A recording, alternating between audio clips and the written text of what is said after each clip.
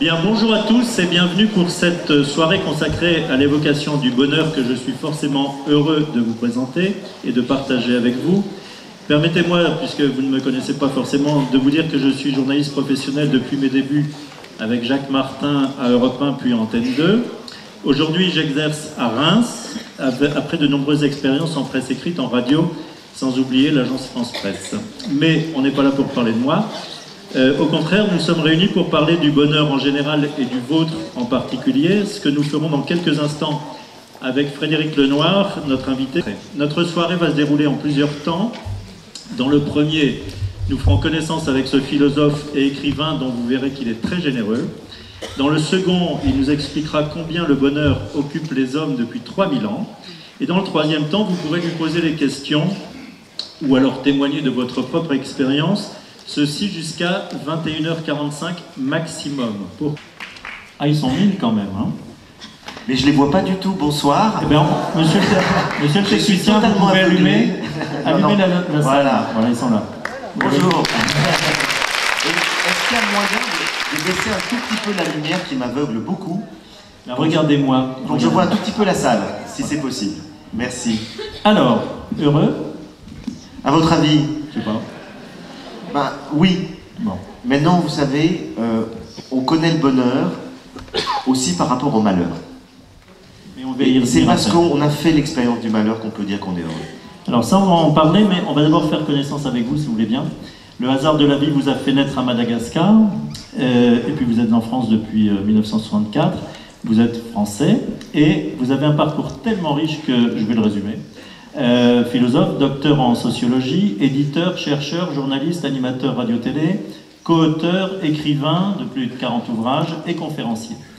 On se demande quand vous dormez d'ailleurs. Alors je ne suis plus journaliste, parce que d'abord je n'ai jamais été journaliste. Oui, j'ai pas la carte de presse, j'ai dirigé un journal.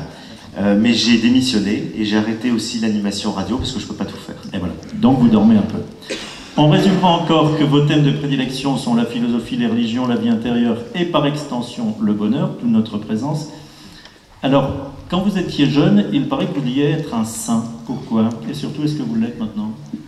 Alors, j'ai jamais voulu être un saint quand j'étais enfant. Au contraire. Mais effectivement, ce qui s'est passé, c'est que j'avais un père extrêmement autoritaire, qui avait une très forte présence. Et il m'avait donné ce qu'on appelle une injonction paradoxale en psychanalyse. C'est-à-dire, sois quelqu'un de très important, mais ne me dépasse jamais.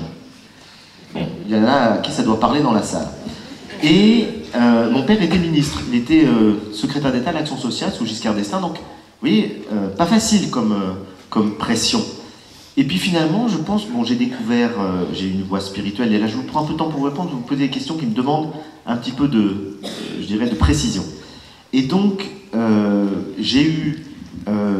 donc ce père était important, et puis moi j'avais une espèce de pression de réussir, etc. Mais je me suis dit, mais je ne vais pas réussir dans le même domaine que lui. Et puis il ne fallait pas que je le dépasse. Donc il fallait que je trouve un autre domaine dans lequel je pouvais le dépasser sans danger.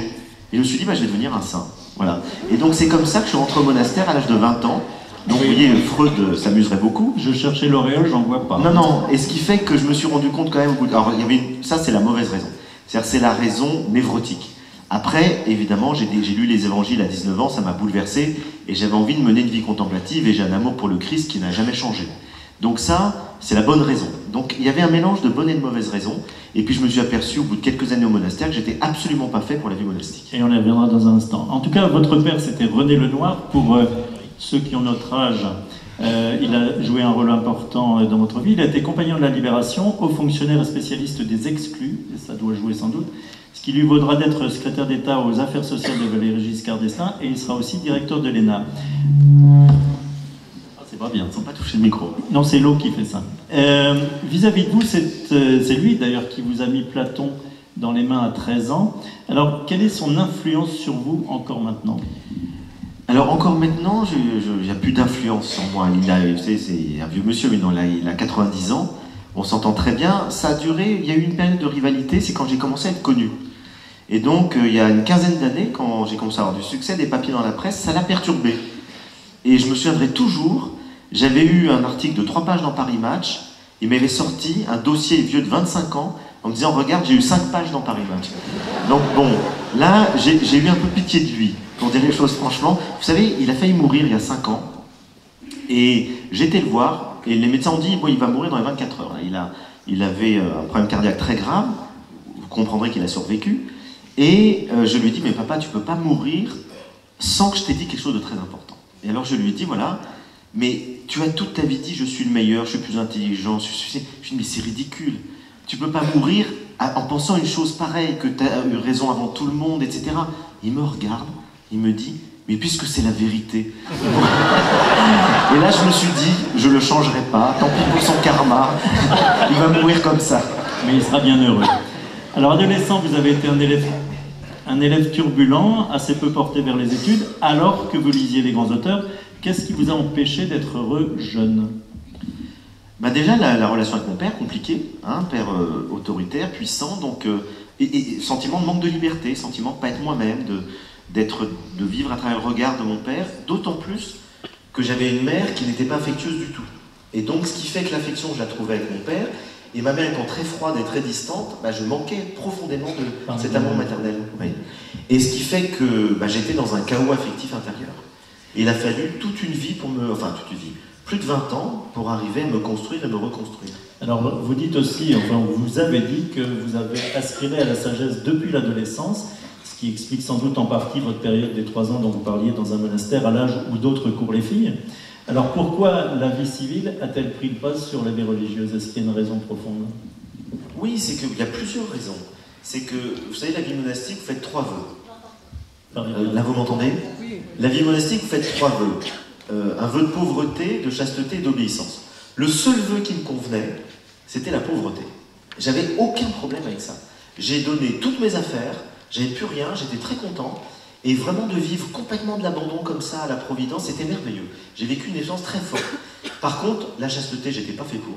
Je m'en suis vite rendu compte. Et l'obéissance, encore moins. Alors, ce qui fait, je me suis dit, bon, bah, finalement, à quoi ça sert de rester dans un lieu où je ne suis pas fait pour ce mode de vie? Et puis, vous aurez compris aussi, si on regarde ce qui s'est passé dans ma vie après, que j'aime transmettre, j'aime communiquer, j'aime écrire, j'aime parler. Donc finalement, j'aime la vie contemplative, mais à temps partiel. Et c'est vous qui choisissez. Vous avez effectué un séjour en Inde et en Orient, dans une léproserie, dans un mouroir à Calcutta chez Mère Teresa. Vous-même, vous avez vécu plusieurs thérapies. Est-ce que ça veut dire que l'être humain doit faire l'expérience du malheur pour se rendre compte du bonheur? Oui, c'est ce que je disais tout à l'heure. Si on n'avait aucune expérience du malheur, on ne saurait pas ce que c'est que le bonheur. Ce serait naturel, on se dit, bon voilà, on ne peut comprendre la lumière que par les ténèbres.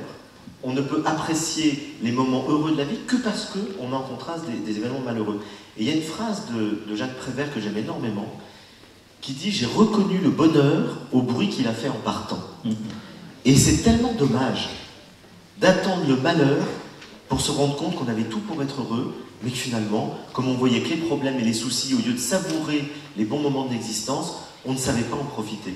Et ça, c'est une des choses, moi, qui m'apparaît les plus importantes, c'est qu'il faut apprendre à reconnaître les bons moments de l'existence, avoir conscience qu'on est heureux, avoir conscience qu'on a de la chance d'être en bonne santé. Je vais vous donner un seul exemple. Un jour, je me suis levé avec une sciatique. C'est la première fois de ma vie que ça m'est arrivé. Et je râlais, je peste, etc. Je me dis, mais c'est douloureux, non? Puis d'un coup, je me dis, mais je me suis levé tous les autres jours de ma vie en bonne santé, et je n'ai jamais remercié la vie, alors que là, je peste contre la vie parce que je suis en mauvaise santé. Et depuis, tous les matins, j'ai une pensée en me disant, merci à la vie d'être en bonne santé. On l'a compris, vous avez approché de très près la religion, d'ailleurs vous avez beaucoup écrit là-dessus, la religion en général, catholique en particulier, mais finalement, en vous connaissant mieux, vous éprouvez un certain penchant pour le bouddhisme. Alors, est-ce que c'est parce que vous pensez que la philosophie est plus intéressante ou plus importante que la religion? Les deux sont différents.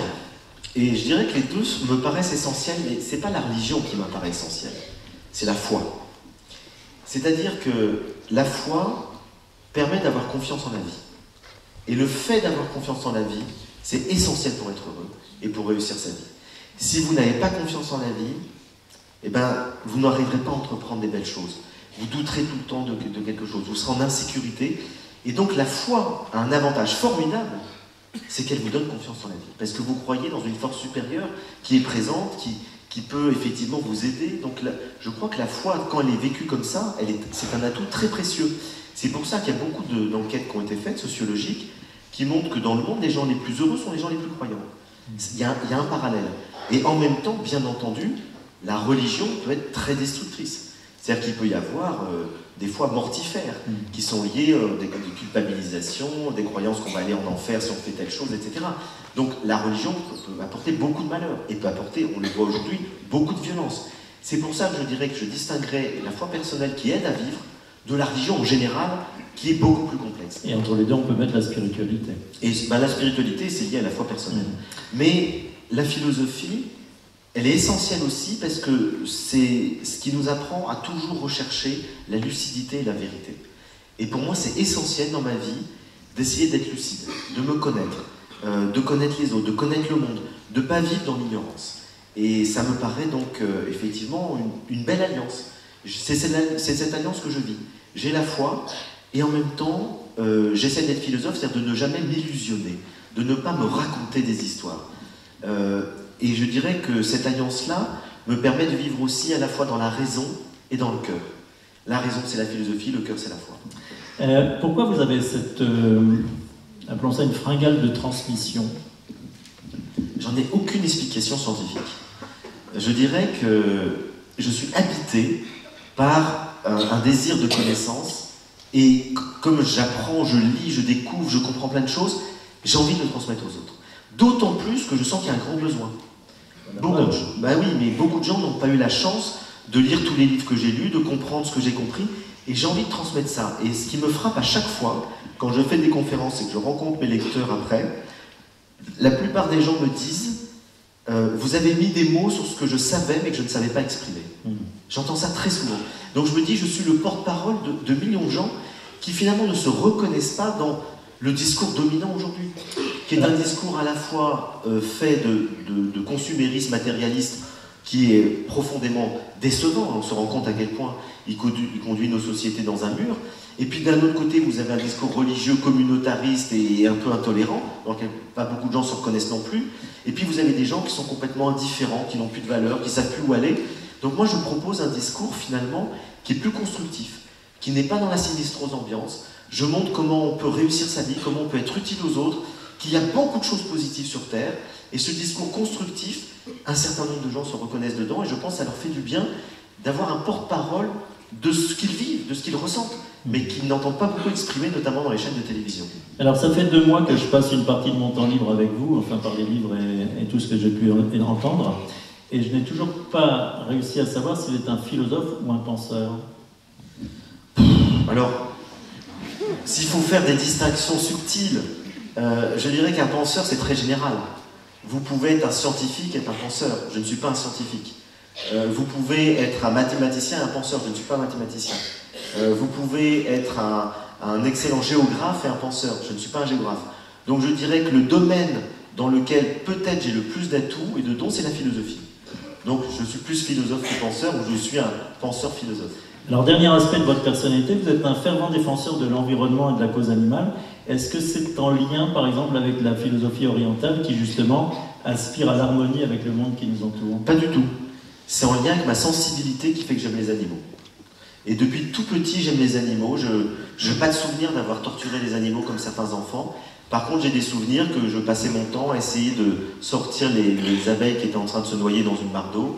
Donc j'ai toujours eu de la compassion pour les animaux, de l'amour pour les animaux, et tout mon combat philosophique et juridique, pour essayer de faire évoluer la relation que nous avons aux animaux et la cause animale, vient uniquement de ma sensibilité. Après, évidemment, je peux apporter des arguments philosophiques pour expliquer pourquoi il est nécessaire d'aider les animaux et de ne pas les torturer, donc on peut avoir une argumentation. Mais à la base, c'est uniquement une question de sensibilité. Et c'est pas parce que vous désespérez du genre humain? Pas du tout. J'aime les gens. Vous savez, nous sommes aussi des animaux. Alors, on va maintenant parler du bonheur, puisqu'on est là pour ça. En préambule, vous avez longtemps repoussé l'idée d'écrire un livre sur le bonheur. Pourquoi? C'est un sujet galvaudé. Au fond, on entend tellement parler du bonheur, c'est tellement à la mode, c'est tellement utilisé à toutes les sauces, puis il y a une espèce d'injonction au bonheur que je trouve fatigante. C'est-à-dire que l'idée de dire on doit être heureux, rien que ça, on n'a pas envie d'être heureux. Et donc il y a tellement de livres de recettes du bonheur que je ne voulais pas en faire un de plus. Et donc je me suis dit non, sujet trop usé, etc. D'ailleurs, je peux dire que, pour l'avoir lu, votre livre sur le bonheur, c'est pas du tout un livre de recettes. Mais c'est pour ça que j'ai fini par écrire ce livre. C'est un peu comme Dieu. C'est un sujet tellement usé que j'ai mis très longtemps à écrire un livre sur Dieu. C'est des mots, finalement, qui ne veulent plus rien dire tellement ils sont utilisés. Et bien justement, que ce soit pour Dieu ou pour le bonheur, je me suis dit, parce qu'ils sont tellement galvaudés, je vais essayer de leur redonner un sens très précis. On commence par quelques questions historiques, si vous voulez bien, parce que depuis l'Antiquité, c'est ce que vous m'avez expliqué par le livre, les philosophes réfléchissent sur le bonheur, et puis voilà que Boris Cyrulnik, votre confrère, si j'ose dire, situe cette notion à la Révolution de 1789. Avant, dit-il, c'est le paradis perdu depuis Adam et Ève, puisqu'elle était avec lui. Après, c'est le paradis de l'au-delà, et entre les deux, c'est la vallée de larmes. Et puis voilà que Saint-Just ajoute, le bonheur est une idée neuve en Europe, mais on est toujours dans les années... de la Révolution. Qu'est-ce que vous en pensez? Ils ont raison ou tort? Non, le bonheur, c'est une notion beaucoup plus ancienne. Le bonheur, c'est un concept qui est né dans l'Antiquité, chez les Grecs, qui est né également chez les Chinois, qui est également très présent en Inde. Le bouddhisme ne parle que de ça. Donc finalement, c'est vrai que cette idée du bonheur philosophique a été en Occident un peu oubliée, tout simplement à cause de la foi chrétienne. Et donc c'est vrai que pendant 1000 ans, entre la fin de l'Antiquité, le 5e siècle et la Renaissance, on a pu parler du bonheur parce qu'on parlait finalement du salut. Et la notion de salut, c'est-à-dire du bonheur dans la vie éternelle, a remplacé la notion du bonheur terrestre. Sauf qu'avec la Renaissance et surtout le 17e et 18e siècle, avec le déclin de la religion, l'avènement de l'autonomie de la raison, de l'individu, etc., l'idée de bonheur est revenue. Elle n'a pas apparu. C'est une idée neuve mais très ancienne. De l'époque, oui. Si on continue dans cette voie-là, l'article 1 de la Constitution de 1793 affirme que le but de la société est le bonheur commun. Est-ce que ça veut dire, puisqu'on est dans une société devenue individualiste, qu'on a complètement effacé la Révolution française? Disons que c'est effectivement dommage que le bonheur soit une idée purement individuelle. Je pense que c'est les deux. Comme les Grecs le disaient très bien. Les Grecs nous disaient le bonheur de l'individu doit s'inscrire dans le bonheur de la cité, et le bonheur de la cité doit permettre le bonheur des individus. C'est-à-dire qu'il y a un lien entre le bien commun et le bien individuel. Le drame de notre époque, très actuelle, très contemporaine, c'est la séparation de l'individu et du collectif. Et donc on a perdu l'idéal religieux qui était un idéal collectif, on a perdu l'idéal républicain qui est un idéal collectif, et on se retrouve un peu dans un monde très individualiste. Et c'est pour ça que je pense qu'il est très important de retrouver un lien entre l'épanouissement de l'individu et le bien commun, le souci du bien commun. C'est pour ça que tous mes livres font un peu le lien entre les deux. Alors, quelle que soit l'époque, le continent, les philosophes, les penseurs, tout le monde a réfléchi au bonheur. Pourquoi il y a une telle obsession et pourquoi, en mettons 3000 ans, on n'arrive pas à trouver une solution? Non, mais il y a une solution. Le bonheur, c'est très simple. Il n'y a pas besoin de faire des études de philosophie pour savoir ce que c'est que le bonheur. Je vais vous donner la réponse.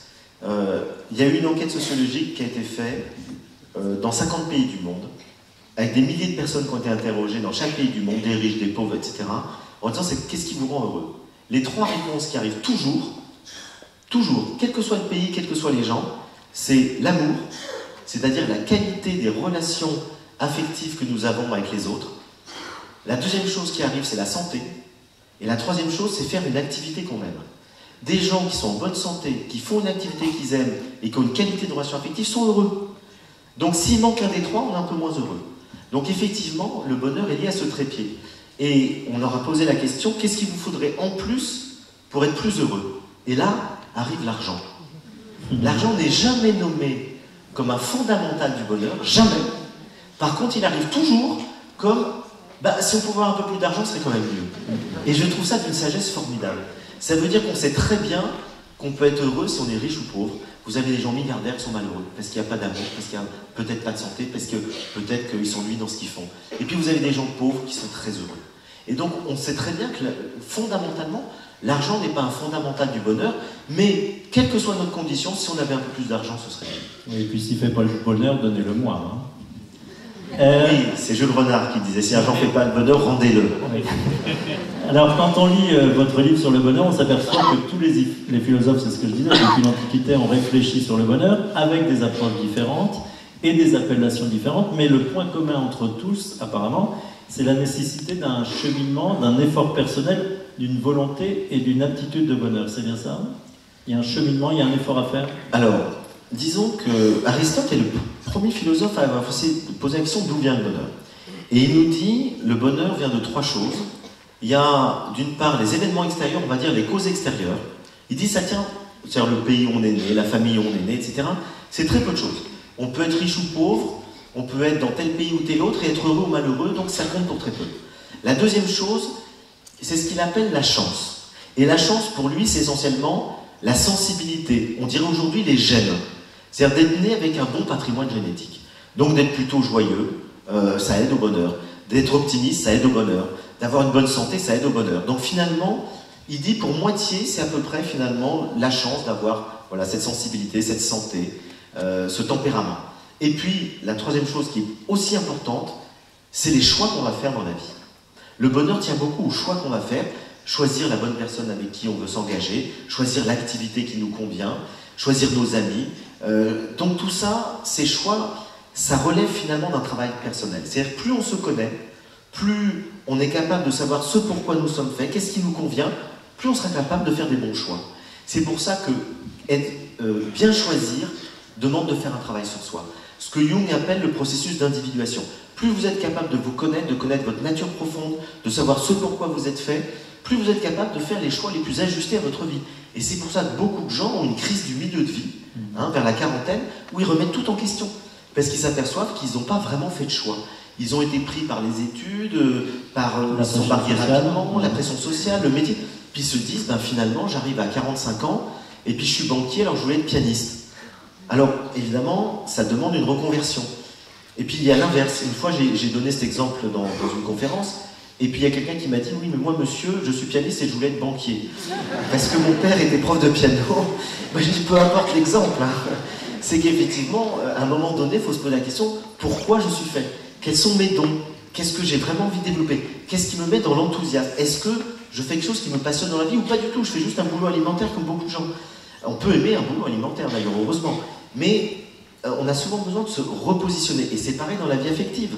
Beaucoup de gens se sont mariés et puis se sont aperçus que finalement, ils n'avaient pas forcément une grande maturité. Puis en grandissant, en évoluant, les choses ont évolué, la vie a évolué. Et s'aperçoivent qu'ils ne rechoisiraient plus du tout la même personne aujourd'hui. C'est peut-être pour ça qu'on retrouve tant de monde sur le chemin de Saint-Jacques-de-Compostelle. J'ai fait des très belles rencontres sur le chemin de Saint-Jacques-de-Compostelle. Je n'ai fait qu'une semaine. Mais c'est extraordinaire les rencontres qu'on fait, donc j'invite tous ceux d'entre vous qui ne l'ont pas fait, parce que c'est un moment à la fois de vie intérieure, de vie contemplative, parce qu'on marche pendant des heures tout seul, et donc il y a vraiment tout un chemin intérieur, de silence, on laisse tomber toutes les distractions, on peut aller plus loin en soi, et puis c'est un moment de très belles rencontres, parce qu'on rencontre d'autres gens qui sont en quête, et donc ça fait effectivement des rencontres étonnantes, émouvantes. Je dirais que le cœur est à nu. Et très vite, les gens se livrent, on se raconte un peu nos vies. Et j'ai rencontré des gens du monde entier. Donc c'est une très très belle expérience, la randonnée, dans ce but un peu spirituel. Donc il y en aura 1000 de plus demain matin. De ce fait, est-ce qu'il n'y a pas une contradiction entre la pensée orientale qui préconise l'acceptation de la vie telle qu'elle est, ou telle qu'elle se présente, et l'obligation qui nous est faite à nous, occidentaux, de réfléchir et de faire un travail sur nous pour approcher le bonheur, justement? Et je dirais que l'un n'empêche pas l'autre. Moi, vous savez, je ne suis pas très manichéen. C'est-à-dire, souvent, la vérité est complexe. Et donc, on est toujours en Occident, dans un schéma, la vérité, c'est ça ou ça. Ben non. Souvent, c'est entre les deux. Et là, je dirais, c'est pareil. Je dirais que le bonheur vient à la fois de l'acceptation de la vie, mais il vient aussi d'un travail sur soi. Les deux ne sont pas incompatibles. C'est-à-dire que, je dirais, il faut revenir à la formule d'Épictète, qui est un grand sage stoïcien, ancien esclave devenu philosophe, qui a vécu contemporain du Christ. Et Épictète nous dit, il faut distinguer ce qui dépend de nous de ce qui ne dépend pas de nous. Tout ce qui dépend de nous et qu'on peut améliorer, il faut le faire. Donc il faut travailler sur soi. Si je peux être plus heureux, si je peux guérir d'une maladie, si je peux être plus lucide, plus conscient, je vais le faire. Si je peux avoir plus de connaissances, je vais apprendre. Et puis il y a ce qui ne dépend pas de moi. Ce qui ne dépend pas de moi, c'est d'avoir un problème de santé. Ce qui ne dépend pas de moi, c'est de perdre un enfant, un conjoint. Ce qui ne dépend pas de moi, c'est peut-être de perdre mon travail. Et bien ça, mieux vaut l'accepter que d'être en colère contre la vie. Et justement, puisque vous avez beaucoup travaillé sur les deux philosophies occidentales et orientales, Quelle est la différence majeure, si on peut parler d'une différence majeure, du bonheur d'un côté et de l'autre? Oui, ben je dirais qu'une des différences majeures, c'est le côté acceptation un peu de tout qu'il y a en Orient à cause du karma. C'est-à-dire que la croyance, que ce soit chez les bouddhistes ou les hindouistes, dans le karma, ça fait le fait de dire que si on a aujourd'hui un problème, une maladie, une injustice, c'est lié au fait qu'on a commis des péchés, des choses négatives dans une vie antérieure. Ça rend assez fataliste. Et donc finalement, quand j'étais en Inde à 20 ans pour la première fois, je voyais des gens en train de mourir sur le trottoir et les passants les enjambaient. Ils n'avaient aucune compassion. Pourquoi? Parce qu'ils disaient, mais ce type-là, de toute façon, c'est son destin. Alors qu'en Occident, comme on ne croit pas à ça, il y a effectivement l'idée qu'il est essentiel de venir en aide aux autres, d'essayer de lutter contre l'injustice. Donc voilà la plus grande différence fondamentale. Après, évidemment, les choses sont plus complexes et vous avez en Orient des gens qui aident des déshérités et en Occident des gens qui font rien pour les déshérités. Alors de même qu'on estime qu'il y aurait une aptitude au bonheur, il se dit chez les scientifiques qu'il y aurait un point fixe du bonheur. Alors en clair, est-ce qu'il y a un point B comme il y a un point G? Ah, c'est une bonne formule, je vais la ressortir celle-là. Donc le point B. Alors oui, il y a eu des études sociologiques qui montrent que, et ça rejoint ce que dit Aristote, c'est-à-dire que pour une part, on est conditionné au bonheur par nos gènes. Et donc, si vous avez un tempérament qui est plutôt porté à être heureux, bah, vous avez un niveau de bonheur qui est, on va dire, allez, de 7 ou 8 sur 10. Puis si vous avez un tempérament qui est plutôt anxieux, déprimé, etc. et tout, vous aurez un taux de bonheur de 2 ou 3 sur 10. Et ça, ce qu'ont montré les études sociologiques, c'est que ça ne bouge quasiment jamais chez les gens qui ne font aucun travail sur eux. Et je vais vous donner, là je vais prendre un tout petit peu de temps parce que les exemples sont intéressants. Il y a une enquête qui a été faite sur 2 types de populations complètement différentes. Des gens qui ont gagné au loto. Et on a fait une étude en suivant 300 gagnants au loto, et ils se sont rendus compte que leur taux de bonheur, quel qu'il soit au départ, hein, de 0 ou de 9, il passait à 10 sur 10. Pendant en moyenne 6 mois. C'est pas si long que ça. Hein. En moyenne, c'est une euphorie totale. Et puis en moyenne, au bout de 6 mois, les gens revenaient au taux de bonheur qu'ils avaient avant. Et je vais vous donner l'explication. Prenez quelqu'un qui est très anxieux. Il a un taux de bonheur, on va dire, de 3 sur 10, parce que son anxiété le met tout le temps en souci. Le type, il n'arrive pas à s'endormir, parce qu'il ne peut pas s'empêcher d'aller regarder si la porte est ouverte, et des cambrioleurs vont venir, j'ai oublié de fermer la clé, donc il fait le tour de sa maison, et puis il oublie son garage, il ressort, il va voir que son garage est fermé. C'est ça qui le rend malheureux. Le type, il gagne au loto. Il va acheter un château et 12 Ferrari, mais il sera 10 fois plus anxieux. C'est-à-dire qu'on ne va plus dormir du tout. Donc il va redevenir malheureux. Ce qui fait que s'il avait voulu être vraiment heureux, il ne s'agit pas de gagner au loto. Il s'agit de faire une thérapie pour ne plus être anxieux. Donc vous voyez, la clé du bonheur, c'est le travail sur soi. Autre exemple, totalement inverse. Ils ont fait une étude avec des gens qui sont devenus handicapés moteurs, enfin qui ne pouvaient plus avoir de motricité, suite à un accident de voiture. Donc des gens qui, effectivement, étaient en chaise roulante.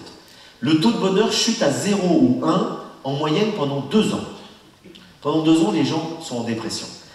Et puis, en moyenne, au bout de 2 ans, la plupart des gens reviennent à leur taux de bonheur d'avant et une partie est plus heureuse.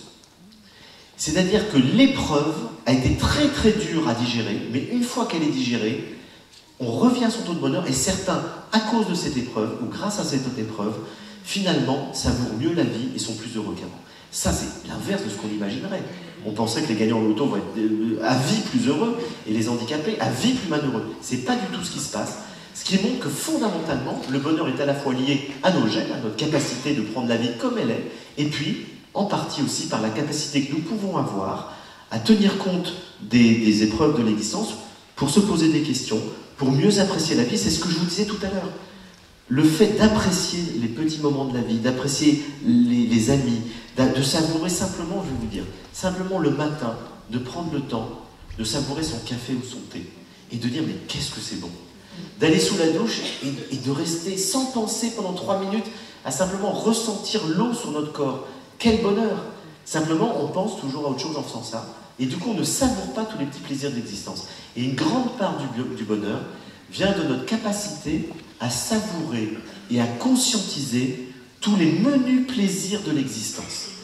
Et si on le fait, si on est présent, si on est attentif, si on est dans une qualité de présence à soi, aux autres et au monde, à ce moment-là, on est beaucoup plus heureux que si effectivement, avec les mêmes événements dans la journée, on va passer notre temps à penser, à ressasser, à se souvenir de quelque chose qu'on a oublié ou qu'on a mal fait, à nous projeter dans le futur. Donc j'en reviens vraiment à la sagesse des anciens. Le bonheur, c'est carpe diem. Et carpe diem, ça veut dire savoure le moment présent. Et ça, c'est une grande sagesse qui est accessible à tout le monde. Vous affirmez que le bonheur dépend de nous, et comme dirait, c'est Schopenhauer, je crois, qui dit ça, ça dépend de ce que nous sommes. Avec une répartition entre la génétique, les conditions de vie et le travail personnel. Est-ce que vous pouvez faire... je viens d'expliquer, c'est ce que j'ai expliqué, il y a 3 questions avant. Mais... Ça, c'est le problème, je vais vous dire, c'est le problème des fiches.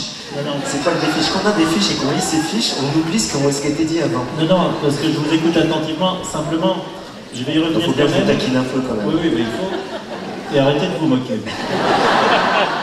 Simplement, moi ce qui m'ennuie dans ce que vous dites là, c'est que, bon, on a parlé du travail personnel jusqu'à maintenant, mais vous me dites, vous nous dites qu'il y a 50% de génétique.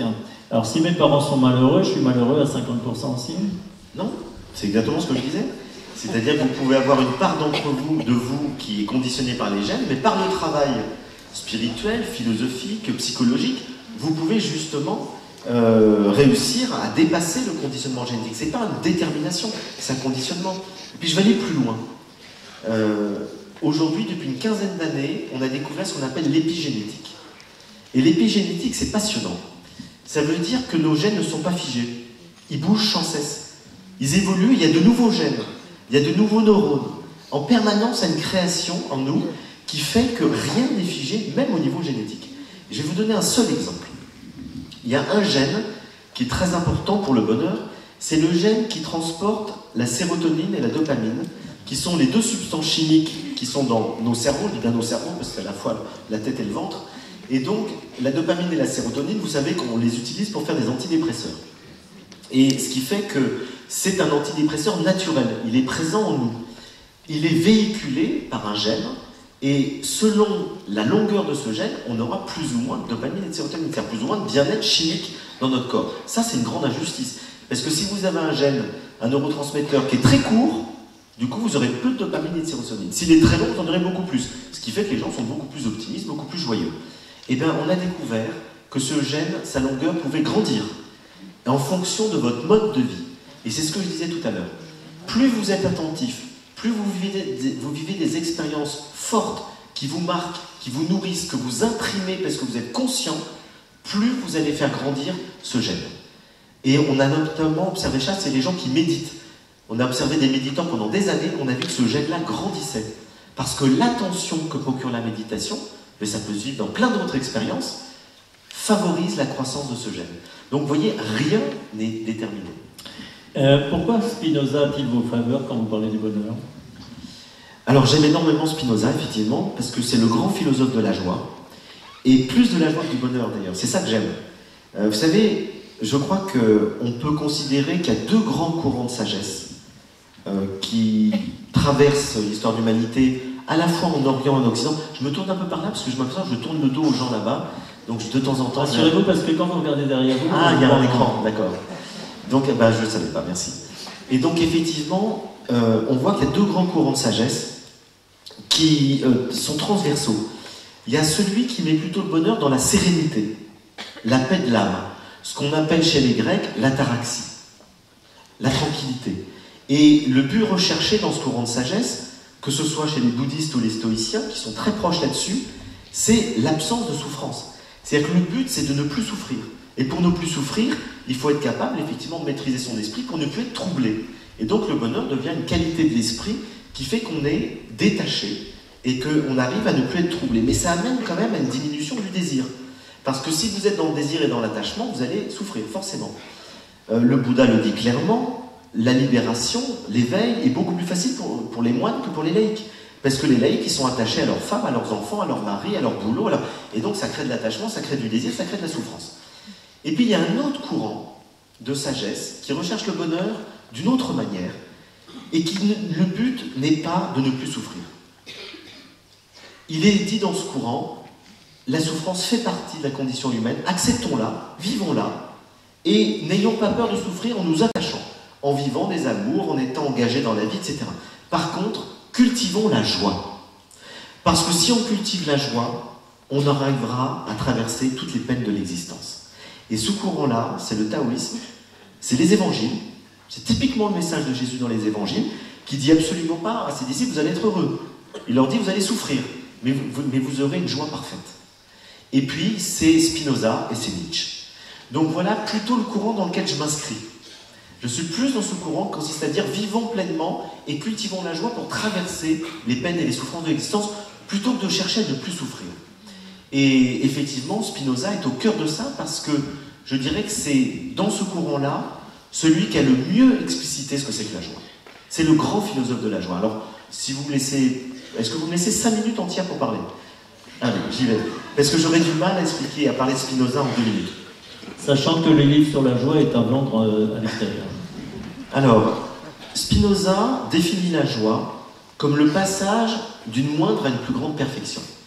Et donc chaque fois qu'on grandit, chaque fois qu'on progresse, chaque fois qu'on s'accomplit, on est dans la joie. Et chaque fois qu'au contraire on diminue, chaque fois qu'il y a un obstacle qui nous empêche de grandir, on est dans la tristesse. Et il nous dit la joie et la tristesse sont les 2 sentiments fondamentaux qui règlent la vie de tous les êtres vivants. Prenez un chien, si vous l'attachez toute la journée, il sera dans la tristesse. S'il gambade à côté de son maître, il sera dans la joie. Et la joie vient de l'accomplissement de notre nature, de ce pourquoi nous sommes faits. Et donc, la joie, c'est ce que nous devons développer. Et pour ça, il faut arriver à se connaître pour savoir quelle est profondément notre nature. Ce pourquoi nous sommes faits, qu'est-ce qui nous met dans la joie? Qu'est-ce qui nous met dans l'enthousiasme? Et donc, toute l'éthique de Spinoza, c'est une éthique de la joie, de la connaissance de soi pour être dans la joie. Sauf que Spinoza fait une distinction fondamentale entre ce qu'il appelle la joie passive et la joie active. Parce qu'on a tous observé qu'on a des fausses joies. Il y a des fois on est dans la joie, puis finalement c'est une illusion. Et donc il faut se méfier de la joie. Ce n'est pas toujours le critère de quelque chose de vrai. Et Spinoza nous dit, la différence c'est que la joie passive, c'est une joie qui est fondée sur une illusion ou une erreur, une idée inadéquate. La joie active, c'est une joie qui est fondée sur une idée adéquate, sur une vérité. Et la joie passive ne durera jamais, et elle va se transformer en tristesse ou en haine. Alors que la joie active, c'est une joie éternelle qui ne meurt jamais. Je vais vous donner un exemple très concret qu'on connaît tous, c'est l'exemple de la vie amoureuse. Dans la vie amoureuse, lorsqu'on tombe amoureux, 9 fois sur 10, c'est une joie passive. Parce qu'on ne connaît pas l'autre. Vous savez ce que la définition que Spinoza nous donne de l'amour, elle est quand même formidable. C'est une vraie définition philosophique. Hein. Écoutez bien, ça va très vite. Il dit, l'amour, c'est une joie liée à l'idée d'une cause extérieure. Bon, c'est pas très romantique comme définition, mais c'est très vrai. L'amour, c'est une joie. Dès que vous êtes en amour, vous êtes en joie. Et cette joie, nous dit-il, elle est liée à l'idée d'une cause extérieure. C'est ça toute sa subtilité. On pourrait penser que la joie est liée à la cause extérieure, c'est-à-dire à la personne qu'on aime. Pas du tout, nous dit Spinoza. La joie est liée à la représentation, à l'idée que vous vous faites de la personne. Et vous pouvez complètement vous planter. Et donc vous allez aimer une personne qui n'est pas ce que vous aimez. Vous allez trouver que, voilà, vous allez rencontrer le prince charmant. Et puis au bout de 6 mois, vous allez dire, il y a eu erreur sur la marchandise. Parce que le prince charmant n'est pas si charmant que ça. Il a plein de défauts qu'il a bien cachés au début. Et puis finalement, je m'aperçois que je me suis trompé, je me suis illusionné. Et vous allez tomber dans la tristesse. C'est pour ça que Spinoza nous dit, la joie passive se transforme en tristesse, voire en haine. Parce qu'on va finir par détester l'autre parce qu'on s'est trompé sur lui. Et au lieu de dire, je me suis trompé, on va lui reprocher tous les trucs de la terre. Et c'est ce qu'on voit quand on dit l'amour dure 3 ans. Ou 6 mois. C'est pas l'amour qui dure 3 ans ou 6 mois, c'est la passion amoureuse. Et c'est le désir. Et c'est le désir. Non, le désir peut durer beaucoup plus longtemps. C'est la passion amoureuse. C'est-à-dire, c'est l'illusion. C'est le fait de projeter sur l'autre un tas de choses qui sont liées à des besoins non résolus infantiles, on projette sur l'autre papa, maman, etc. Et donc finalement, on s'illusionne et au bout d'un certain temps, on est dans la réalité, et à ce moment-là, quand on est dans la réalité, soit ça s'arrête, et on sera plutôt dans la tristesse ou dans la haine, soit on s'aperçoit qu'on aime l'autre pour ce qu'il est, vraiment. Et là, on est dans un amour extrêmement profond, durable, et la joie qui accompagne cet amour est une joie active, et Spinoza nous dit, la joie active, elle ne meurt jamais. C'est une joie éternelle. Même si on se sépare de l'autre, même si l'autre meurt, la joie de la relation à l'autre existera toujours. Dans notre souvenir, dans notre cœur, cette joie est toujours là, rien ne peut l'enlever. c'est quand même d'une puissance incroyable. Et je crois que c'est profondément vrai. Et d'ailleurs, de manière générale, sur l'amour, c'est ça. Quand on aime quelqu'un pour ce qu'il est, on l'aime toujours. Même si la vie fait qu'on peut évoluer différemment, on peut se séparer. Mais on l'aimera toujours. Les gens qui vous disent « je déteste mon ancien conjoint », ils ne l'ont jamais aimé. Lorsqu'on aime quelqu'un en profondeur, on l'aime vraiment pour toute la vie. Et on peut aimer ses anciens conjoints comme on aime ses enfants pour toute la vie. Donc c'est vraiment un distinguo, une distinction qu'on doit avoir sur ce qu'est l'amour. Et on confond aujourd'hui l'amour et la passion. Alors évidemment, quand on dit l'amour dure 3 ans, c'est la passion. L'amour dure toujours. À notre époque, est-ce qu'on ne s'éloigne pas du bonheur parce que finalement, on confond le bonheur avec le bien-être. D'ailleurs, tous les magazines vendent le bien-être et non pas le bonheur. Ou le plaisir aussi. Alors, ce sont des états éphémères, alors que le bonheur, moi, je le vois comme un état durable. Tout à fait. Je pense que c'est la distinction fondamentale, et c'est comme ça que les Grecs ont construit, si vous voulez, le concept de bonheur. Ils l'ont construit à partir du concept de plaisir. Ils se sont dit, le plaisir, c'est une émotion passagère. Et le problème du plaisir, il y en a plusieurs. C'est merveilleux le plaisir, hein. Heureusement qu'on a du plaisir. Mais le plaisir ne dure pas. J'ai soif, je bois, j'ai un plaisir immense, mais après j'ai soif 2 heures après. Le deuxième problème du plaisir, c'est qu'il est lié aux causes extérieures. Et donc, il me faut toujours quelque chose pour satisfaire le plaisir. Et puis la troisième chose, c'est qu'on peut mal discerner le plaisir, et donc on peut se tromper. Il y a des plaisirs qui nous détruisent la vie. Et donc il faut discerner le plaisir. Épicure, qui est le grand philosophe du plaisir, c'est surtout le grand philosophe du bonheur. Et pour lui, le bonheur, c'est un plaisir modéré et discerné. C'est-à-dire qu'on est heureux si on sait discerner les plaisirs qui sont bons pour nous, et si on sait les modérer et ne pas les vivre en abondance. Et il nous dit c'est essentiel. Vous avez des plaisirs immédiats, agréables, qui peuvent détruire une vie. Vous pouvez céder à une pulsion et votre vie est foutue en l'air. C'est ce qu'on appelle le syndrome DSK. En français. Pourquoi il rit? Je sais pas. Parce qu'ils ont dû lire ce syndrome dans la lettre à Ménécée d'Épicure. C'est un vieux syndrome. De la même manière, Épicure nous dit, si vous ne modérez pas vos plaisirs, vous ne serez pas heureux. Parce que trop de plaisir tue le plaisir. Et donc, si vous mangez beaucoup trop, ben, vous allez être malade. Si vous avez trop d'amis, vous n'en profiterez d'aucun. Qu'est-ce qu'il dirait à l'âge de Facebook? Et donc, effectivement, Épicure a raison de dire, si on veut être heureux, mieux vaut manger peu, mais des mets de qualité, avec peu d'amis qu'on aime vraiment. Et du coup, est-ce qu'il faut remettre en cause la société de consommation? Ah oui, évidemment. Alors on la remplace par quoi? La qualité de vivre. Il faut passer du toujours plus au mieux-être. Alors je vais revenir sur une phase qu'on a évoquée depuis tout à l'heure. On a tous conversé avec quelqu'un qui a eu une crise cardiaque, un cancer, ou qui vient de perdre quelqu'un, ou qui a réchappé d'un grave accident. Et souvent, toutes ces personnes disent qu'elles vont mieux après, parce qu'elles ont réfléchi. Alors, est-ce qu'il faut vraiment, vous l'avez dit en partie, mais je voudrais qu'on insiste, parce que tout le monde souffre un petit peu dans sa vie, est-ce qu'il faut vraiment traverser des épreuves pour être heureux, ou est-ce que ceux qui n'ont jamais d'épreuves sont quand même heureux? Ça dépend des personnes. Là aussi, la réponse n'est pas univoque. Vous avez des gens qui ont un tempérament heureux. Je le disais, voilà, la génétique peut vous faire, vous avez un tempérament heureux. Vous pouvez être gay de tempérament. Alors quand je dis gay, j'entends G-A-I-E. Parce qu'une fois, j'ai parlé de ça à l'émission de Ruquier, on n'est pas couché, et il me dit donc si je suis gay, c'est que mes parents étaient gays. Je lui dis oui, puis j'ai compris qu'il parlait d'autre chose. Alors, je lui dis non, dans ce que vous parlez, ça n'a rien à voir. Donc finalement, effectivement, il peut y avoir un patrimoine génétique qui vous rend heureux, et ces gens-là n'ont pas besoin de traverser des épreuves pour être heureux. Mais pour la majorité des gens, effectivement, je crois qu'une qualité de vie, une qualité d'être, vient d'épreuves surmontées. Et moi, j'ai observé autour de moi que les gens que je trouve les plus rayonnants en qualité humaine, ça ne veut pas dire les plus heureux, mais qui ont quand même une capacité de bonheur assez importante, mais qui sont surtout vraiment des êtres humains accomplis, ce sont des gens qui ont traversé des épreuves importantes. Oui, et puis du coup, on revient au carpe diem de tout à l'heure, c'est-à-dire qu'on savoure l'instant quand on sait qu'on a frôlé la mort. Exactement. Et c'est l'épreuve qui nous permet de nous dire, mais la vie est précieuse, la santé est précieuse, mais savourons ces moments au lieu de râler. Vous savez que le propre du français, c'est de râler. Hein. Il suffit de voyager un peu pour s'apercevoir qu'on est le peuple qui râle le plus au monde. Mais c'est incroyable. Vous allez dans n'importe quel pays, les gens sont contents de tout. Et vous revenez en France, les gens râlent de tout. On est en permanence insatisfait de ce qu'on a. Et alors c'est très paradoxal, parce qu'on a des pays où on a le plus de chance. C'est extraordinaire de vivre en France. Quand vous voyez, je ne parle même pas de la beauté des paysages, des villes, enfin, c'est pas pour rien qu'on a le pays le plus touristique au monde. C'est un des pays les plus beaux du monde. Mais en plus de ça, on a quand même des aides et une solidarité nationale incroyable. J'étais à Bali au mois d'août dernier, paradis terrestre, tout le monde rêve de vivre à Bali. Ben, je vais vous dire, à Bali, il vaut mieux pas tomber malade. Parce que quand vous tombez malade ou vous avez un accident de voiture, vous arrivez à l'hôpital, on vous demande votre carte bleue. Et si vous n'avez pas de carte bleue, vous ne rentrez pas dans l'hôpital.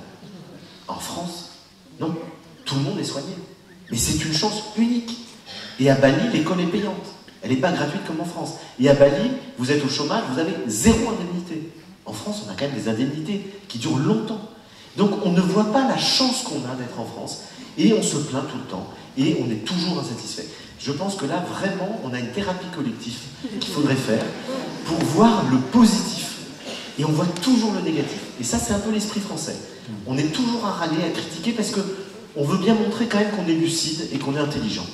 Ça, c'est Voltaire. C'est la tradition voltairienne qui dit finalement, il n'y a que les imbéciles qui sont heureux. Et si on est intelligent, on ne peut pas être heureux. Et donc on râle et on est cynique et on voit tout ce qui ne va pas. Et ben, je trouve que c'est bien dommage. Parce qu'on a tout pour être heureux. On n'est pas heureux simplement parce qu'on veut montrer que finalement on est lucide et intelligent. On peut être lucide, intelligent et très heureux. Et bien heureux les pauvres d'esprit. Et l'assumer. Non, c'est pas les pauvres d'esprit. C'est les humbles. Alors on le voit beaucoup dans l'actualité sociale ou économique en ce moment, mais ça doit être vrai dans de nombreux domaines. Les individus ont de plus en plus de mal à vous souhaiter. À donner un sens à leur vie. Alors est-ce que notre vie doit avoir un sens et est-ce qu'on doit nous donner un sens pour que la vie soit du coup agréable et du coup puisse nous amener au bonheur? Déjà, je dirais qu'on ne doit rien. C'est-à-dire qu'il ne faut pas être dans le devoir. On peut donner un sens à sa vie. Alors évidemment, je crois que si on donne un sens à sa vie, on a plus de chances d'être heureux. Et ça, c'est quelque chose qu'un psychologue du XXe siècle qui s'appelle Viktor Frankl a très bien montré. Il y a eu un grand débat entre Freud et Frankl. Freud disait le bonheur est essentiellement lié au plaisir. Et donc il voyait le bonheur comme une sorte de maximisation du plaisir qui dure assez longtemps, puis un jour il y aura une épreuve et ce sera fini. Et Frankl lui a répondu le bonheur c'est le lien du plaisir et du sens. C'est parce qu'on donne du sens à sa vie, souvent, qu'on est heureux. Et le sens, c'est ce qui permet d'orienter sa vie.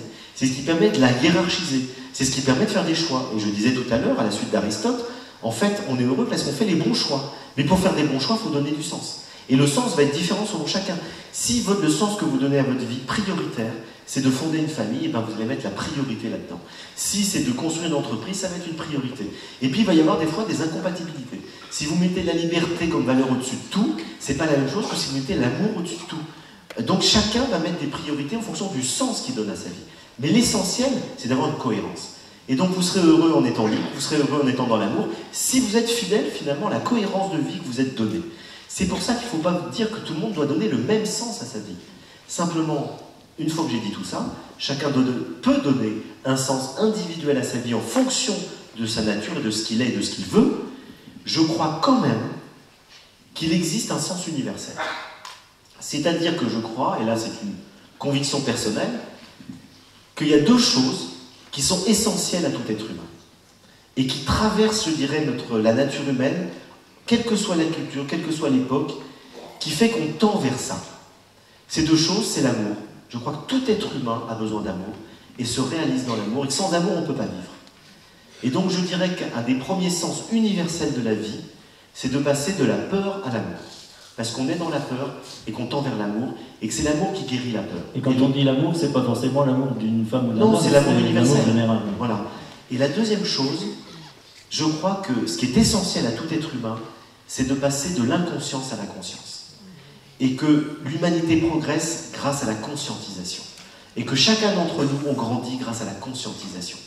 C'est pour ça que je crois que le sens de la vie pour tout le monde, c'est passer de la peur à l'amour et de l'inconscience à la conscience. Alors j'ai lu, je ne sais pas si c'est de vous, mais ça doit être de vous. Être capable de trouver sa joie dans la joie de l'autre, voilà le secret du bonheur. C'est de vous?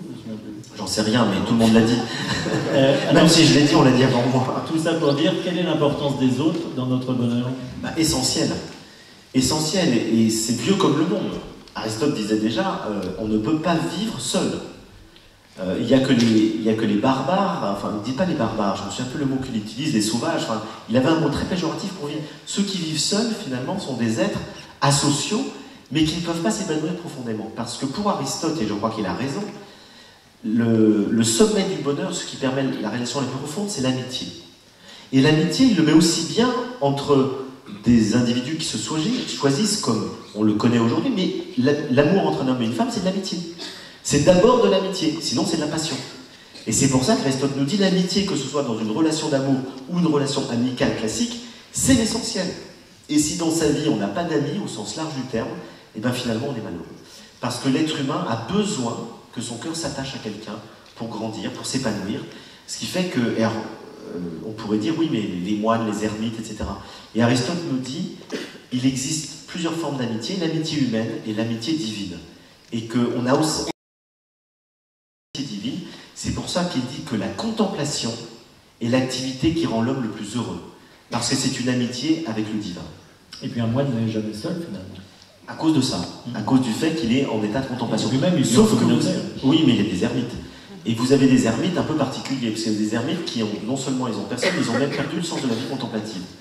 Et moi, il m'est arrivé un jour de rencontrer un ermite, je lui demande pourquoi il était ermite, il m'a dit pour avoir la paix. Et j'ai senti qu'il était aigri comme personne. Et donc, évidemment, vous avez des bonnes et des mauvaises raisons de devenir ermite. À l'inverse, pourquoi, puisque les autres sont importants pour nous, pourquoi on n'arrive pas à faire leur bonheur? Ben, dites pas qu'on ne fait pas le bonheur des autres. J'espère quand même que vous contribuez un petit peu au bonheur des autres. J'espère aussi, mais ils ne me le disent pas toujours. Parce qu'ils sont ingrats, ils sont français. Épousez une suédoise et elle vous dira tout le temps que vous êtes merveilleux. Une mexicaine. Donc effectivement, je dirais qu'on contribue tous au bonheur des uns et des autres. On est tous en interaction, on est tous en lien. On a tous une forme de responsabilité dans le bonheur des autres. Et en même temps, les sages vous diront, fondamentalement, c'est vous-même qui êtes la cause de votre propre bonheur. C'est-à-dire que n'attendez pas les autres pour être heureux. Alors qu'est-ce que ça veut dire? Ça veut dire que si vous attendez toujours que le bonheur vienne d'autrui, ben vous risquez d'attendre longtemps, parce que si les autres ne répondent pas forcément à vos attentes, etc., vous serez toujours malheureux. Donc l'idéal de la sagesse, c'est d'arriver à aimer la vie de telle manière qu'on est dans une certaine autonomie. Autonomie veut dire qu'on ne quête pas le bonheur chez les autres. Mais je crois qu'il faut avoir conscience de la limite de cette conception, c'est que de toute façon, aucun sage ne sera heureux tout seul non plus. Simplement, il saura distinguer chez les autres les qualités d'une personne avec qui il peut s'allier pour être heureux, et il saura discerner quelle autre personne peut lui être nocive, et puis il sera dans une situation de, je dirais, de joie intérieure, parce qu'il a fait tout un travail sur lui, d'amour de la vie, de lien avec la vie, qui fait qu'il aime la vie comme elle est. Il aura beaucoup moins de demander aux autres de le rendre heureux. Il pourra partager du bonheur avec les autres, il pourra partager de l'altruisme, mais il n'attend plus de l'autre de le remplir. Et c'est ça le problème, c'est qu'aujourd'hui, beaucoup de gens qui sont vides intérieurement attendent totalement le bonheur de l'extérieur. Et on demande à l'autre de nous rendre heureux. Et si l'autre ne nous rend pas heureux, on lui en veut. Et c'est ce que je disais tout à l'heure. La passion, c'est ça, finalement.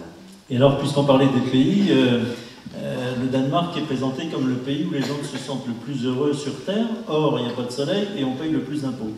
Et c'est vrai. C'est pour ça que c'est le pays où il y a le plus fort taux de suicide en Europe. Oui, et en même temps... Des impôts, je pense. Et en même temps, il paraît que le lien social est plus fort là-bas. Bien sûr. Ça complète ce que vous disiez, donc c'est le lien social. C'est-à-dire qu'il faut beaucoup de choses pour être heureux. Effectivement, le soleil est essentiel. Les impôts, je ne sais pas, mais le soleil, je peux vous dire... Bon, moi j'en paye beaucoup, je suis très heureux, mais je gagne bien ma vie. Donc évidemment, le soleil, ça j'en ai l'expérience, parce que j'ai toujours eu besoin d'une maison à la campagne pour écrire. J'ai jamais écrit à Paris. Et j'ai commencé par la Normandie. Et puis au bout d'un certain temps, je suis descendu dans le sud pour sécher. Parce que j'ai tellement eu de la pluie que je me suis dit, j'ai besoin de soleil. Et puis je suis descendu dans le Luberon, puis non, je suis en Corse. Donc je ne peux pas aller beaucoup plus loin en France. Où ça en Corse? Je suis dans le Cap Corse. Ah, parce que le président adore l'île rousse. Ben, c'est pas très loin. Bon. Et donc finalement, je me rends compte à quel point le soleil, c'est très important pour le moral. C'est essentiel. Et c'est pour ça que les gens dans les pays du Nord, la Norvège, le Danemark, etc., sont des gens qui très souvent sont dépressifs, malgré le fait qu'ils aient un cadre et un contexte de vie formidable. Parce qu'effectivement, c'est un des pays où la solidarité nationale fonctionne très bien, les gens sont plutôt vertueux au niveau collectif, ils ont le sens du bien commun, vous pouvez laisser votre vélo, personne ne le prendra, vous pouvez acheter le journal, vous payerez, il n'y a pas besoin qu'il y ait quelqu'un pour recevoir l'argent. Tout se passe dans une confiance collective qui est formidable. Donc imaginez qu'on ait ça en France, ce serait extraordinaire. Mais on a le soleil, on n'a pas ça. Je sais que votre livre sur le bonheur, c'est pas un livre de recettes, c'est ce que je disais tout à l'heure. Cependant, vous préconisez quand même, et c'est un mot que vous avez déjà employé, le mot attention. Autrement dit, en résumé, c'est la conscience de soi qui favorise le bonheur. Donc il faut vraiment être attentif, c'est ça, c'est la première chose à apprendre. Oui, c'est ce que je disais un peu tout à l'heure, c'est qu'effectivement, je crois que une des bases, un des fondamentaux du bonheur, c'est l'attention. La présence à ce qu'on fait, quand je disais prendre son thé le matin, sous la douche, toutes les expériences qu'on fait, essayons d'être présents à ces expériences. Et alors ce qui est très intéressant, c'est que la science confirme totalement ça. Parce qu'on le sait depuis très longtemps, le Carpe Diem, ça a 2500 ans. Simplement, les études scientifiques ont montré, je vous parlais tout à l'heure de la dopamine et de la sérotonine, ça se déclenche lorsqu'on est attentif. Et donc on comprend que l'attention crée aussi un bonheur chimique. C'est-à-dire qu'effectivement, on va avoir des substances chimiques qui vont nous rendre plus heureux, en état de bien-être en tout cas, et on a montré que c'est au moment où on est attentif que se libère la sérotonine et la dopamine. Donc oui, vivons autant qu'on peut dans l'instant, mais heureusement qu'on ne vit pas que dans l'instant. Parce que pour vivre, on a aussi besoin de se projeter dans le futur. C'est nécessaire. On ne peut pas, ne serait-ce que pour organiser ses vacances, pour organiser sa vie, pour même se projeter par rapport à ses idéaux, par rapport... Donc moi, j'ai passé ma vie à me projeter, et tant mieux, c'est fait que j'en suis là aujourd'hui. C'est que j'ai dit, j'ai envie d'être écrivain, j'ai envie de faire ça, et c'est cette projection dans le futur qui m'a permis de faire ce que j'ai envie de faire. Et de la même manière, il est nécessaire de se relier au passé. Et donc, d'avoir présent son passé en tête. Sauf que vous pouvez le faire de deux manières. Vous pouvez vous projeter dans le futur en étant en permanence anxieux. Et donc, vous allez vous projeter de manière anxieuse dans le futur et en essayant de tout contrôler. Et ça ne vous rendra pas heureux. Vous pouvez vous projeter dans le passé, vous pouvez vivre dans le passé de manière négative. Nostalgique, c'était tellement mieux, et quand ceci, et quand cela, comme au contraire, vous dire, oh là là, j'aurais jamais dû faire ci, et vous êtes dans la culpabilité. Ça, c'est totalement négatif. Mais vous pouvez vous projeter dans le futur de manière positive et constructive, comme vous pouvez revivre du passé les moments délicieux du passé. Et c'est ce que fait Proust. C'est une merveille. Et Proust, lorsqu'il nous raconte ses souvenirs du passé, il est dans le présent. C'est-à-dire qu'il actualise dans le présent un souvenir agréable du passé. Et donc, tout dépend de la qualité d'attention qu'on met dans le fait de se remémorer le passé. Et puis Épicure ajoute, il faut vivre dans le moment présent, sauf sous la torture. Là, il vaut mieux se souvenir d'un bon moment du passé. Bon, en conclusion de cette première heure, c'est quoi votre définition du bonheur? Alors, définition philosophique, c'est un état d'être de satisfaction globale et durable. Définition plus simple, c'est aimer la vie. On vous applaudit pour au moins cette partie.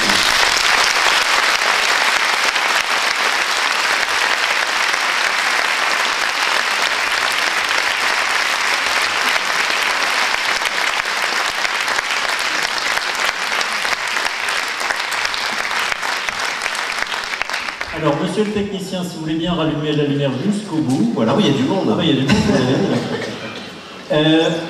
On a 45 minutes. Vous êtes 1000, donc les 1000 ne vont pas parler. Donc, il y a 3 personnes qui vont passer avec un micro. Levez bien la main, n'hésitez pas à vous présenter et posez vos questions. Maintenant, nous, on n'a plus de questions ni de réponses, donc c'est à vous de parler. Alors, je sais qu'on va vous laisser un peu de temps pour digérer. Alors, simplement, celui qui veut vraiment parler se lève, comme ça on peut le voir dans la foule. Ah, il y en a un là-bas. Oui, voilà. Je sais que... Qui êtes-vous? Alors, je m'appelle Jean-Pierre Capenet, je suis parisien. Et voilà, je soutiens la fondation CEF que Frédéric Lenoir a créée. Et dont on parlera tout à l'heure. Donc, si ça a un lien avec Sèvres, on laisse tomber pour le moment. Je voulais savoir si le fait d'apprendre aux enfants à avoir contact avec la méditation et avec la philosophie est une manière d'espérer que ces enfants-là seront des générations plus heureuses, plus douées pour le bonheur qu'on ne peut l'être nous-mêmes. Alors, je vais répondre à la question et on parlera de la fondation tout à l'heure. Mais je peux quand même répondre à cette question, parce que c'est directement en lien avec notre sujet. Alors, effectivement, je me suis dit, mais comment est-ce qu'on peut essayer de faire que les Français aillent mieux? Je me suis dit, il faut prendre le problème à la base, c'est-à-dire l'éducation. Et je sais qu'il existe depuis longtemps des ateliers philo, ça existe depuis 30 ans aux États-Unis, depuis 20 ans en France avec les enfants, mais c'est très peu fait. et depuis quelques années, on fait un peu de méditation aussi avec les enfants, mais c'est très marginal. Et moi, c'est deux choses dont je sais qu'elles sont capitales. Épicure nous dit déjà, il n'est jamais trop tôt ni trop tard pour philosopher, parce qu'il n'est jamais trop tôt ni trop tard pour s'occuper de la santé de son âme. Et Montaigne nous disait, il exagère un peu, il faudrait commencer la philosophie dès le sein de la nourrice. Parce que les enfants, nous dit-il, l'activité qui les intéresse le plus, c'est la philosophie. Parce qu'ils sont actifs. C'est une créativité de la pensée. Et c'est pour ça que Montaigne nous dit, il est beaucoup plus utile et important pour les enfants d'avoir une tête bien faite plutôt qu'une tête bien pleine. Or, toute l'éducation vise à avoir une tête bien pleine, acquérir le maximum de connaissances. Et Montaigne nous dit, oui, c'est bien, mais on va tout oublier un jour ou l'autre, alors que tout ce qu'on a appris par la réflexion personnelle nous aidera toute la vie. Parce que toute la vie, on aura besoin d'exercer un discernement. On aura besoin d'un esprit critique. On aura besoin de juger qu'est-ce qui est bon de ce qui ne l'est pas, qu'est-ce qui est juste de ce qui ne l'est pas. C'est pour ça qu'il faut faire de la philosophie, non pas en terminale, mais dès l'école primaire. Et du coup, j'ai fait l'expérience. J'ai été dans les écoles. Pendant un an, c'est mon dernier livre, donc s'appelle « Philosopher et méditer avec les enfants ». J'ai fait une cinquantaine d'ateliers philo, 400 enfants, et c'est extraordinaire. Je vais vous donner un ou deux exemples. Quand vous dites enfant, c'est enfant de quel âge? Alors, j'ai commencé avec la grande section de maternelle, 4-5 ans, et j'ai terminé avec le CM2, donc 11 ans. Et c'est vrai qu'on philosophe beaucoup plus facilement avec les enfants à partir de 7-8 ans. Ce qu'on appelle l'âge de raison, 7 ans, ça marche vraiment. Et d'ailleurs, on sait aujourd'hui qu'il y a une production neuronale très importante à cet âge-là, où se développe le cerveau, le cortex néofrontal, qui fait que l'enfant est plus capable d'abstraire. Si vous posez la question à un enfant de 4 ans, c'est quoi le bonheur? Sa réponse, ça va être, c'est faire des câlins à maman et manger une glace. Vous posez la même question à un enfant de 7-8 ans, il va vous dire, et exemple très concret que j'ai fait dans un atelier de philo en Corse, dans mon petit village, sur le bonheur, et les enfants vous répondent, c'est la satisfaction de ses désirs, c'est-à-dire, c'est de pouvoir avoir une réponse à ses désirs. Quand on a ce qu'on veut, on est heureux. Et puis il y a un enfant qui dit, je suis pas d'accord. Alors je dis, pourquoi t'es pas d'accord? Et il dit, je suis pas d'accord parce que, en fait, on est toujours insatisfait. Parce que moi, quand j'ai un jouet, j'en veux toujours un autre après. Et donc il dit, si on met le bonheur dans la satisfaction de ses désirs, on ne sera jamais heureux parce qu'on ne sera jamais satisfait. Il me dit, j'ai compris à l'âge de 5 ans, que si on voulait être heureux, il fallait se satisfaire de ce qu'on a. Alors je dis, ben bravo, c'est quoi le bonheur pour toi? Il réfléchit un peu, puis il me dit, ben, le bonheur, c'est juste d'exister au monde. Et cet enfant, qui s'appelle Julien, le soir, je reçois un mail de sa maman, qui avait eu mon mail par la maîtresse. Elle me dit, écoutez, je ne sais pas comment vous remercier. Julien est rentré de l'école avec des étoiles dans les yeux. Il m'a dit, maman, quand je pense que j'ai attendu d'avoir 7 ans et demi pour faire de la philosophie.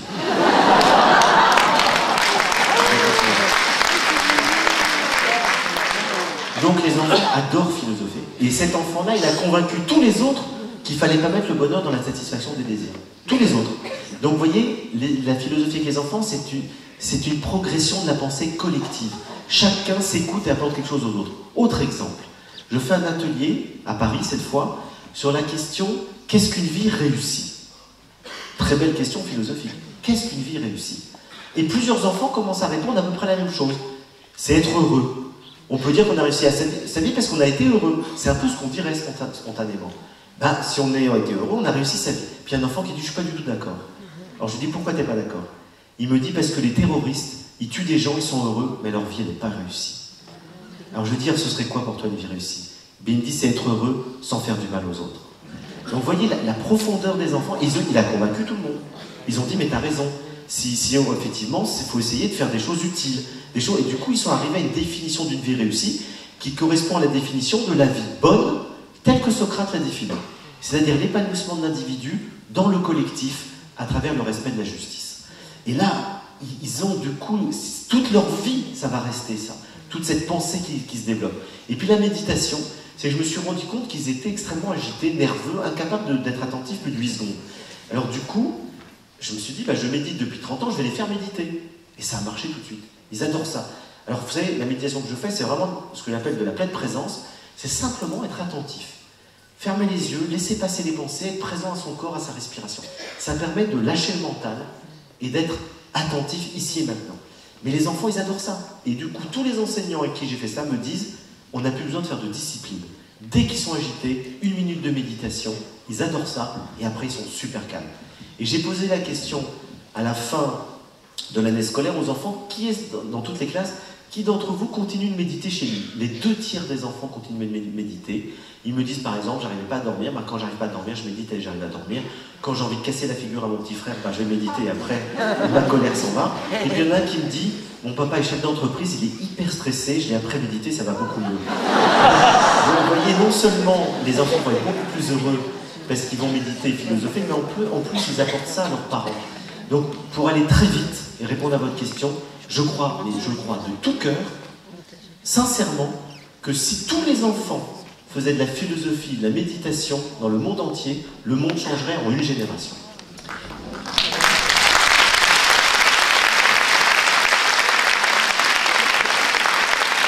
Est-ce que là-bas en bleu, c'est à vous? Oui, le micro fonctionne maintenant. Bonsoir. Ah non, il ne fonctionne pas. Appuyez en dessous, il doit être rouge. Hein. Là. Allô? Non, allô, ça marche pas. Non. Attendez, on va vous en donner un autre, il n'y en a pas un autre qui circule.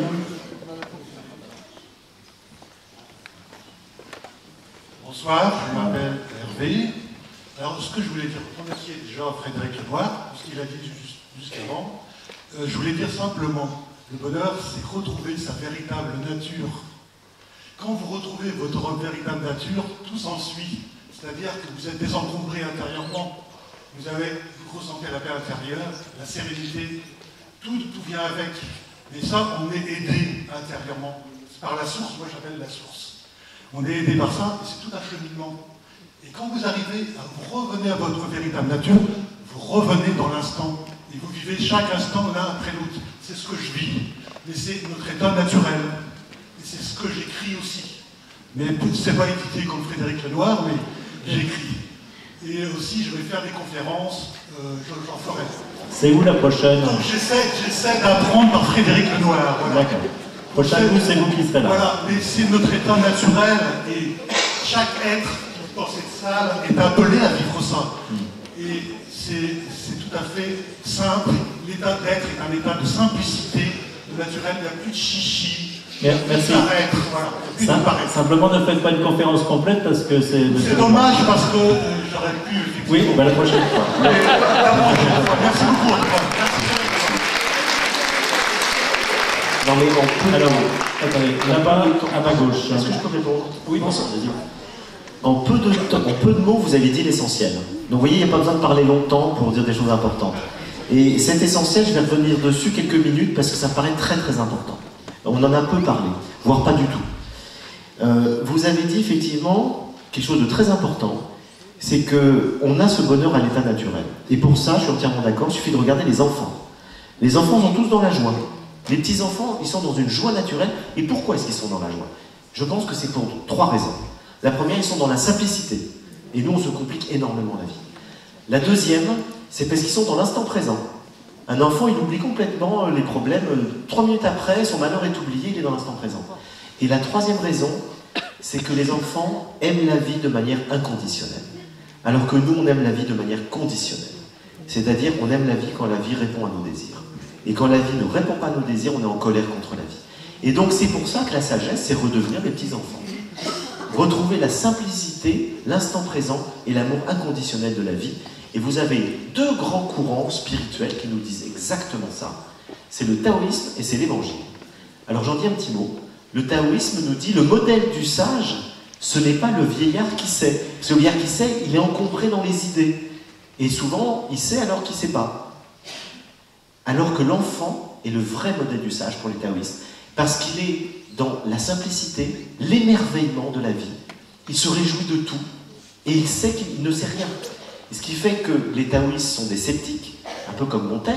Ils savent très bien que la vérité est inaccessible et qu'il vaut mieux être dans cette fluidité du rapport à la vie sans forcément avoir fait de très longues études que d'avoir fait de très longues études et avoir perdu cette simplicité du rapport à la vie. Ce qui malheureusement arrive à beaucoup d'intellectuels et de philosophes, surtout de nos jours.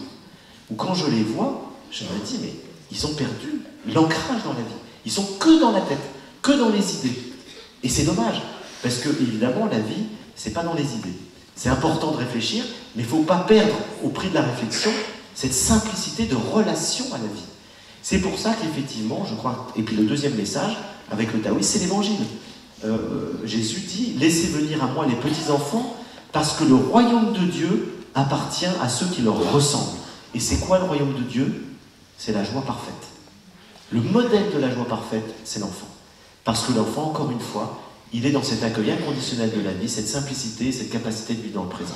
Il n'est pas encombré par son ego et son mental. Et lorsqu'on grandit, pour retrouver cette simplicité, il faut arriver à se débarrasser de l'ego et du mental. C'est le travail de toute une vie.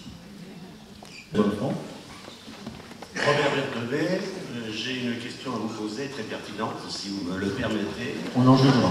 Je vous en prie, je n'en doute pas un instant. Les politiciens, actuellement, peuvent-ils connaître réellement le bonheur? C'est bien parce que vous le dites avec la voix de Jacques Chancel. Ça peut bien. Alors je crois qu'ils peuvent connaître un bonheur fondé sur le plaisir, mais pas sur la joie. Le plaisir, oui. Le plaisir d'avoir du pouvoir. Le plaisir d'être connu. Le plaisir d'avoir des satisfactions, d'avoir des foules devant eux. Enfin, ce plaisir, tous ces plaisirs qui sont des plaisirs de l'ego. Et donc je pense que les politiques aujourd'hui, ce sont des gens qui ont un ego énorme. Enfin, c'est pas, je dis ça, c'est une évidence. C'est pas une profondeur philosophique radicale. Je parle pas des maires. Les maires, ils sont au service des gens, au contraire. Les maires, ils se donnent aux autres et c'est un sacré dévouement. Mais je parle de ceux qui veulent faire une carrière nationale, j'en connais pas beaucoup qui le font pour le bien commun. Je crois que la grande majorité des hommes politiques aujourd'hui le font parce qu'ils ont un ego énorme et qu'ils ont besoin d'être reconnus, d'être admirés, d'avoir du pouvoir, de dominer les autres. Et c'est ça qui discrédite complètement le politique. C'est qu'on ne sent pas de gens désintéressés, de gens capables vraiment d'être au service du... Il y en aurait un, il serait élu tout de suite. Tout le monde veut ça, mais on n'en trouve pas beaucoup. Et donc finalement, vous avez tout à fait raison, je crois qu'ils auront un bonheur fondé sur le plaisir narcissique et pas sur la joie. Parce que la joie, je vais vous dire, on ne la programme pas, la joie nous tombe dessus, qu'on est dans une attitude d'ouverture du cœur, qu'on ait une attitude de générosité, d'altruisme, de gratuité. La joie, c'est formidable, parce que la joie, on ne peut pas la programmer avec un plan. Vous pouvez vous dire, je vais programmer un petit plaisir. Vous ne pouvez pas vous dire, je vais programmer une petite joie. Vous pouvez vous dire, je vais faire telle activité, j'aime regarder une série, vous aurez du plaisir à regarder votre série. Vous aurez du plaisir à faire telle activité, vous aurez du plaisir à boire votre café le matin. Vous pouvez le programmer. On ne peut programmer aucune joie. La joie, c'est comme une grâce. Ça vient ou ça ne vient pas. Et la question, c'est quelles sont les conditions qui favorisent l'émergence de la joie. Et les conditions qui favorisent l'émergence de la joie, ce sont plutôt des conditions de bienveillance, d'altruisme, de gratitude, de gratuité, autant de qualités qui ne sont pas le propre des hommes politiques.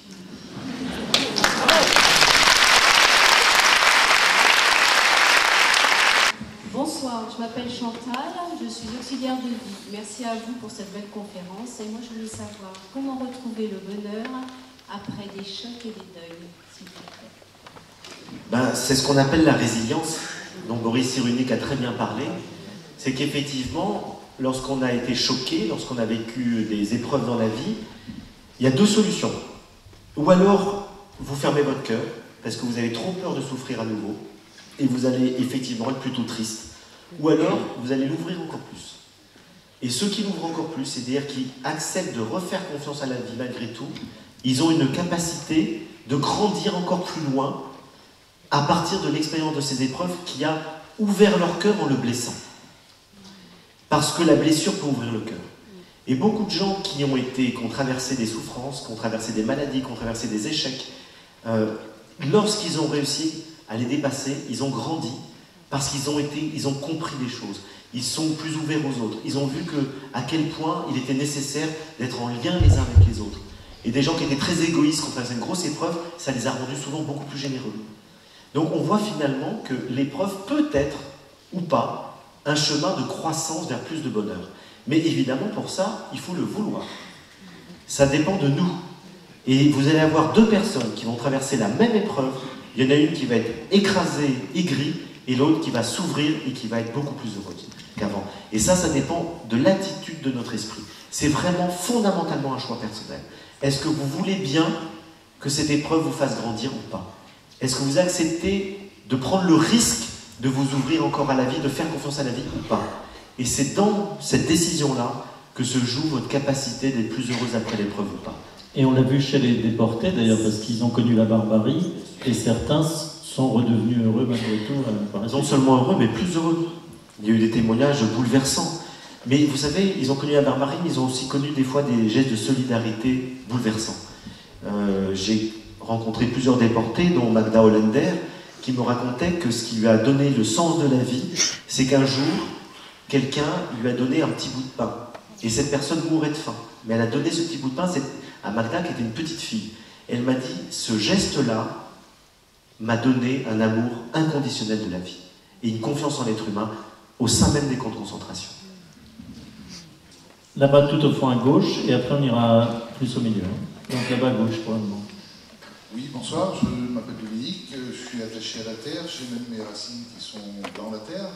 J'aime bien moi aussi les animaux et tout ce qui s'ensuit, mais j'ai passé une grande partie de ma vie sur le territoire parce que je suis agriculteur. Et je voulais savoir comment on se dépatouillait de situations où, comme vous l'avez évoqué tout à l'heure,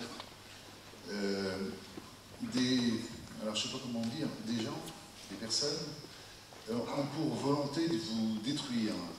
Et que tout ce qu'on peut faire, disons, pour essayer d'en échapper, ne le permet pas, lié justement à un certain nombre de valeurs qui sont, par exemple, la continuité d'une histoire, le fait de préserver des êtres proches, et ainsi de suite, et se trouver pendant des longues périodes dans cette espèce de galère où, avec l'aide de la société, je ne vais pas citer de choses précises, mais vous allez comprendre facilement, on en arrive à des situations qui sont complètement rocambolesques, sur tous les points de vue, au niveau du temps, au niveau psychologique, au niveau juridique, au niveau financier et tout ce qui s'ensuit. Et tout se cumule parce qu'en fait, il y a peu de bienveillance, j'allais presque dire, il n'y a pas de relais dans la société qui permettent à un moment donné de mettre fin à des processus qui sont complètement pervers. Donc là, vous évoquez une question très générale qui touche tout le monde. Hein. C'est comment faire quand on est dans un système pervers. Et le problème, c'est qu'aujourd'hui, le système, il est globalement pervers.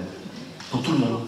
C'est-à-dire qu'on est tous dans un monde globalisé qui met en concurrence les individus dans le monde entier dans le but d'une productivité maximale. Ce qui fait qu'effectivement, on arrive à des situations totalement absurdes où vous avez des immenses entreprises richissimes qui licencient. On met une pression, une charge de travail colossale sur les individus qui n'arrivent plus du tout à s'épanouir, qui n'ont plus le temps de vivre alors qu'ils peuvent gagner beaucoup d'argent. À quoi ça sert lorsqu'on n'a plus le temps de vivre? On est pris dans des contradictions entre d'un côté notre aspiration humaine à la qualité et le fait que l'idéologie dominante d'aujourd'hui c'est la quantité. Et donc tant qu'on est dans cette idéologie quantitative de la recherche d'un profit immédiat à court terme, et cela à l'échelle planétaire, effectivement, on est devant une impasse. Et ce qui fait que, des fois, la solution, c'est de quitter le système. Alors, je vais donner un exemple. Ma sœur, elle travaillait dans un grand groupe à Paris. Elle a tout quitté, parce qu'elle était malheureuse, et qu'elle a fait un BTS d'agriculture, et qu'elle fait dans la Drôme des plantes médicinales. Et elle a 5000 m², quelques plantes. Elle me dit, je gagne 10 fois moins d'argent, je suis 10 fois plus heureuse. Mais elle a quitté le système. Et elle est dans un autre système alternatif qui fonctionne très bien. Je connais des agriculteurs qui ont fait un choix aussi identique. Ils ont quitté l'élevage intensif dans lequel on fait souffrir des animaux de manière atroce, dans lequel de toute façon on perd de l'argent et personne ne s'épanouit. Pour fonder des petits trucs bio qui fonctionnent beaucoup mieux. Donc il y a quand même des possibilités, je dirais, de trouver des solutions pour essayer de ne pas être prisonnier de la logique totalement absurde et négative du système. Ce qui n'est pas simple. Ce qui n'est pas simple. J'avais deux petites observations à faire en même temps. Je voulais vous proposer, parce que c'est un peu mon sens, la notion de la philosophie on va dire, du bon sens. Est-ce que ça vaut quelque chose aujourd'hui? Et puis une autre petite chose, j'avais pensé depuis longtemps, vous avez parlé de bonheur, vous avez parlé d'argent, vous avez parlé de temps. L'argent ne fait pas le bonheur. Le temps, c'est de l'argent. Est-ce que, éventuellement, le fait d'avoir du temps ne serait pas, quelque part, un peu du bonheur? Oui. Sachant qu'on vit 30 600 jours. Bien sûr que le bonheur est lié au temps. Parce que c'est ce qui nous permet de savourer la vie. Donc évidemment que c'est retrouver le temps. Et c'est très dur de le faire lorsqu'on est pris dans un système où effectivement on est pressuré en permanence et on a le sentiment d'avoir de moins en moins de temps. Les rythmes sociaux s'accélèrent, on travaille de plus en plus. Et donc pour ça, il faut résister. Mais c'est très dur de résister. Parce que résister, ça veut dire aller à contre-courant de tout le modèle dominant. Et Aristote nous dit, les gens, ils descendent le fleuve. Et le fleuve, c'est la tendance, on va dire, c'est ce qu'il appelle l'épistémé d'une époque, c'est-à-dire la tendance dominante d'une époque. Aujourd'hui, la tendance dominante de notre époque, c'est l'accélération du temps, et ne plus avoir de temps. Eh bien, il faut remonter, nous dit Aristote, le fleuve à contre-courant. Et ça, c'est les philosophes, selon Aristote. C'est ceux qui réfléchissent, qui refusent de se laisser porter par le courant. Et il a une réflexion très drôle. Il dit, les gens descendent le fleuve, et ceux qui vont le plus vite, ce sont les cadavres. C'est-à-dire ceux qui ne réfléchissent pas du tout. Dès qu'on réfléchit, on pose une résistance, et dès qu'on pose une résistance, eh ben on refuse de descendre le fleuve comme tout le monde. Et donc oui, c'est pas simple. Et aujourd'hui, prendre du temps, c'est un vrai acte de résistance. C'est un luxe, le temps. Là-bas au milieu.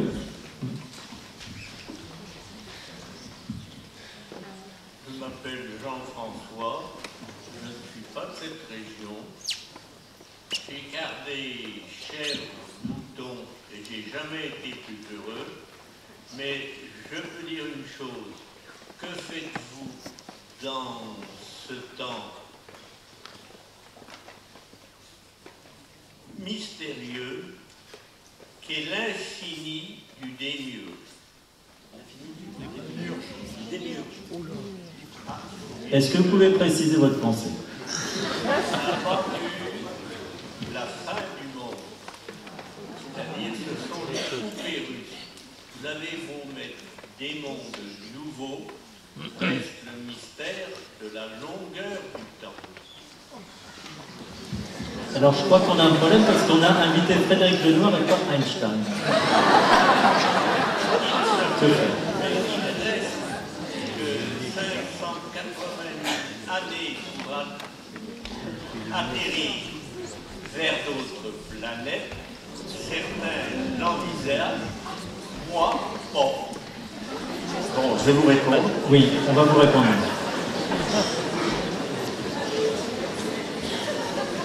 L'essentiel étant de vivre dans l'instant, peu importe la longueur du temps.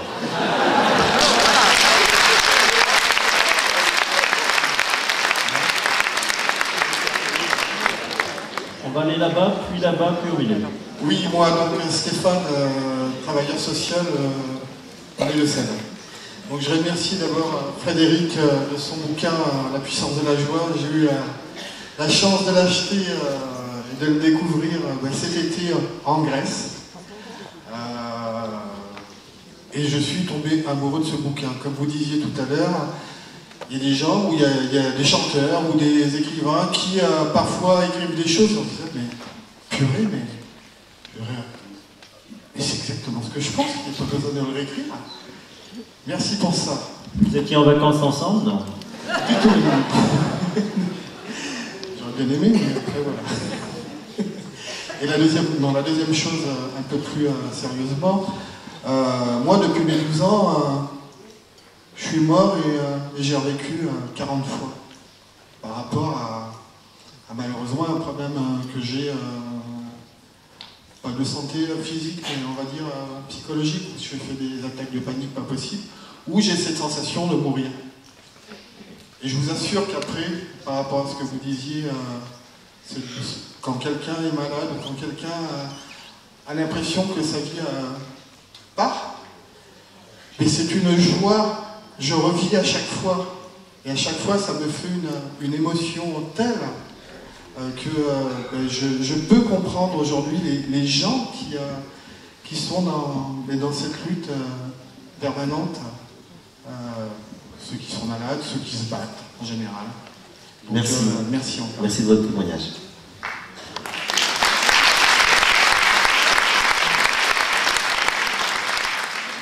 Madame.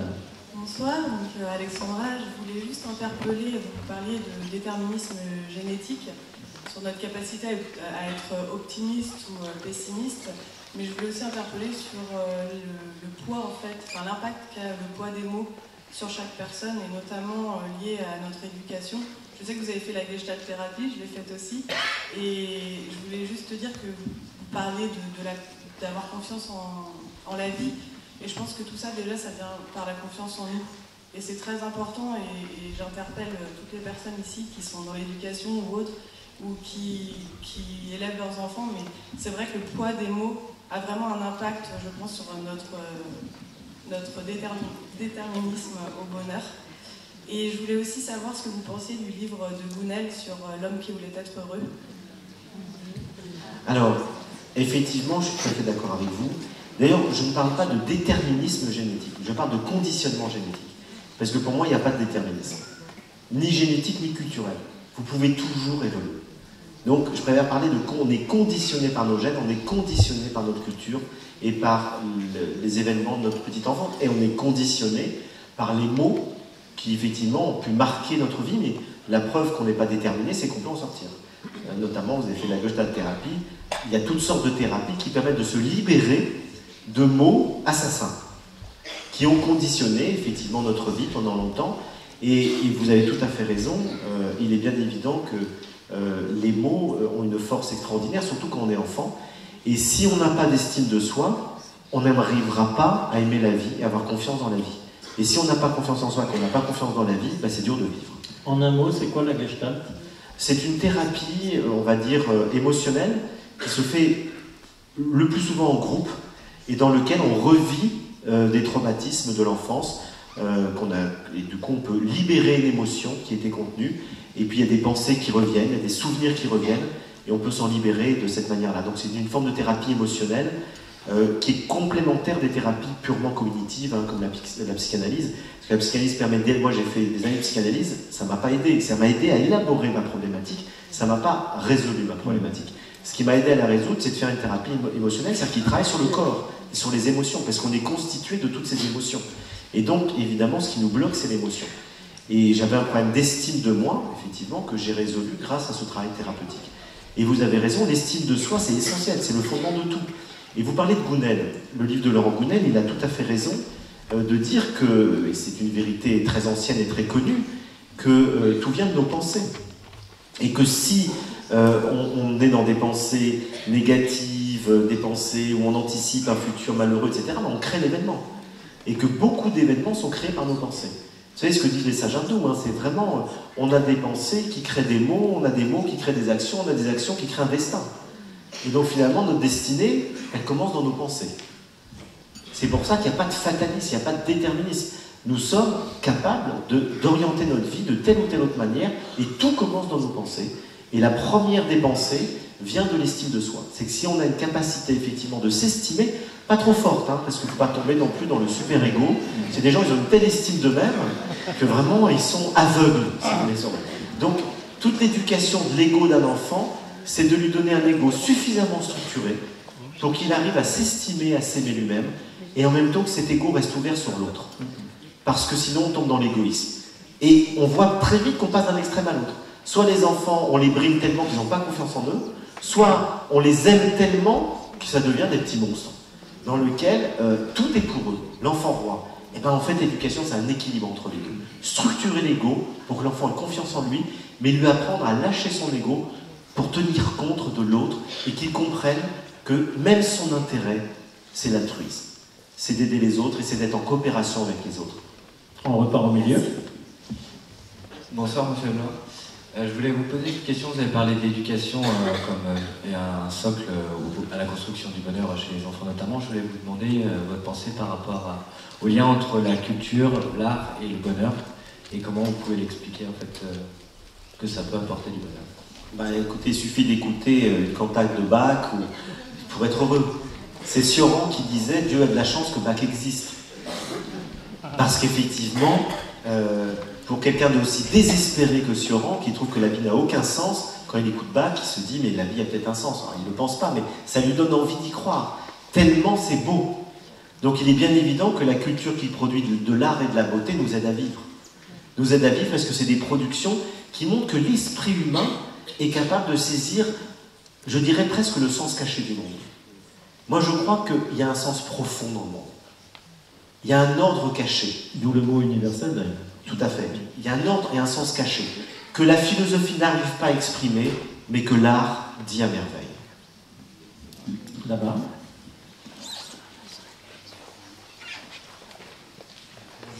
Levez-vous, monsieur, quand puisse vous voir. Je suis médecin. J'ai été très heureux de vous entendre. Et en fait, je suis venu voir une conférence sur le bonheur et j'ai entendu parler de souffrance. Et c'est ça qui m'a plus marqué, si vous voulez. Je pense que la souffrance est une des moyens les plus importants pour accéder au bonheur. Merci, monsieur. Merci. Tout au fond là-bas. Ah, là-bas, attendez, là-haut même. Merci.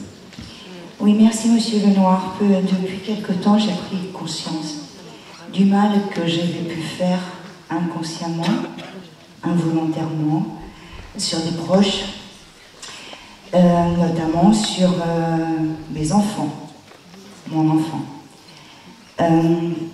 Par mes connaissances, encore une fois, parce que bien sûr, j'ai essayé de faire de mon mieux. Sauf que ça n'a pas été le cas. J'ai donc déposé des choses négatives, des choses autoritaires, des choses pas constructives pour lui, et qui le font vraisemblablement souffrir, même à l'âge adulte. Et je voudrais, si vous avez cette possibilité, je voudrais savoir quels conseils vous pourriez donner pour renverser la vapeur en quelque sorte, pour rattraper le mal qui est fait. Est-ce que c'est possible? Comment faire? Comment est-ce qu'on peut être véritablement heureux si on est conscient du mal qu'on a fait? Alors déjà, je vais vous rassurer, vous n'êtes pas la seule. Merci. On fait tous, mais j'en ai pris conscience. Non, mais on fait tous du mal aux autres. Tous. Volontairement et le plus souvent involontairement. Parce que c'est impossible d'être un parent parfait. C'est impossible d'être un époux ou une épouse parfaite. C'est impossible d'être un collègue parfait. Il y a toujours des émotions, des mauvaises humeurs, des difficultés. Et nos propres souffrances fait qu'effectivement, on fait payer à l'autre le fait que soi-même, on n'est pas heureux. Vous savez, souvent, quand on est méchant ou qu'on fait quelque chose de malveillant ou de difficile, c'est parce qu'on est malheureux. Moi, chaque fois que je vois quelqu'un m'agresser, la question que je me pose, c'est qu'est-ce qu'il fait souffrir? Il ne faut jamais répondre à la violence par la violence, parce que vous savez toujours que derrière la violence, il y a une souffrance. Il y a quelqu'un de malheureux. J'ai posé la question sur les terroristes aux enfants, parce qu'ils en parlent tout le temps. Et j'en dis, mais pourquoi ils font ça? Il y en a un qui m'a dit, parce qu'ils sont malheureux. Et je crois que c'est vrai. Ils sont méchants, mais ils sont méchants parce qu'au fond, il y a un malheur. Un être malheureux, effectivement, va créer de la violence. Et donc, dès qu'il y a c'est une vérité très, très profonde qui est exprimée par ce dessin animé Kirikou.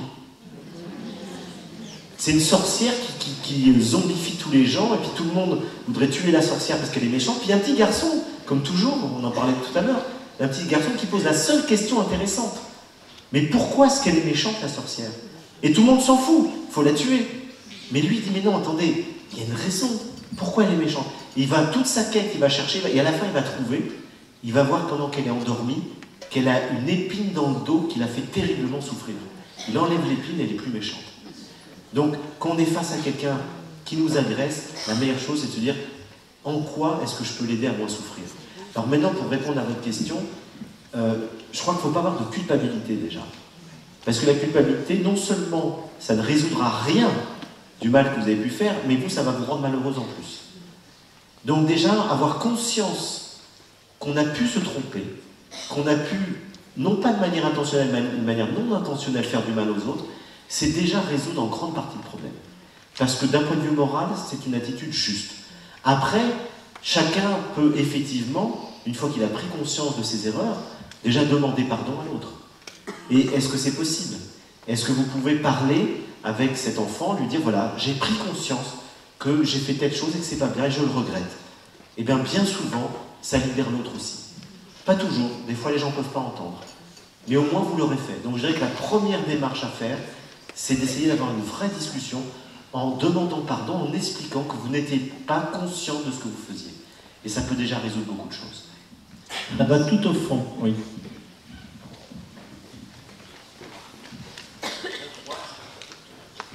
Parlez bien dans le micro. Bonsoir, je m'appelle Jean-Paul, je suis un néo-chalandais. Alors, je voulais simplement dire à Frédéric Lenoir un grand merci. Depuis notre enfance, nous avons appris à ce qu'on appelle dilater la joie. Les enseignants au pensionnat nous apprenaient à dilater la joie. Et Frédéric nous apprend comment laisser fleurir la joie. Donc, aujourd'hui, je mène une petite démarche qui va de Tevinsen à Frédéric Lenoir. Aujourd'hui, c'est le seul, c'est un de mes gourous, enfin j'allais dire gourou. Et puisque, au départ, j'avais aimé et guérir Tevinsen, dont j'ai beaucoup eu besoin, et maintenant je m'adonne aux lectures, j'ai encore acheté un soir de Frédéric.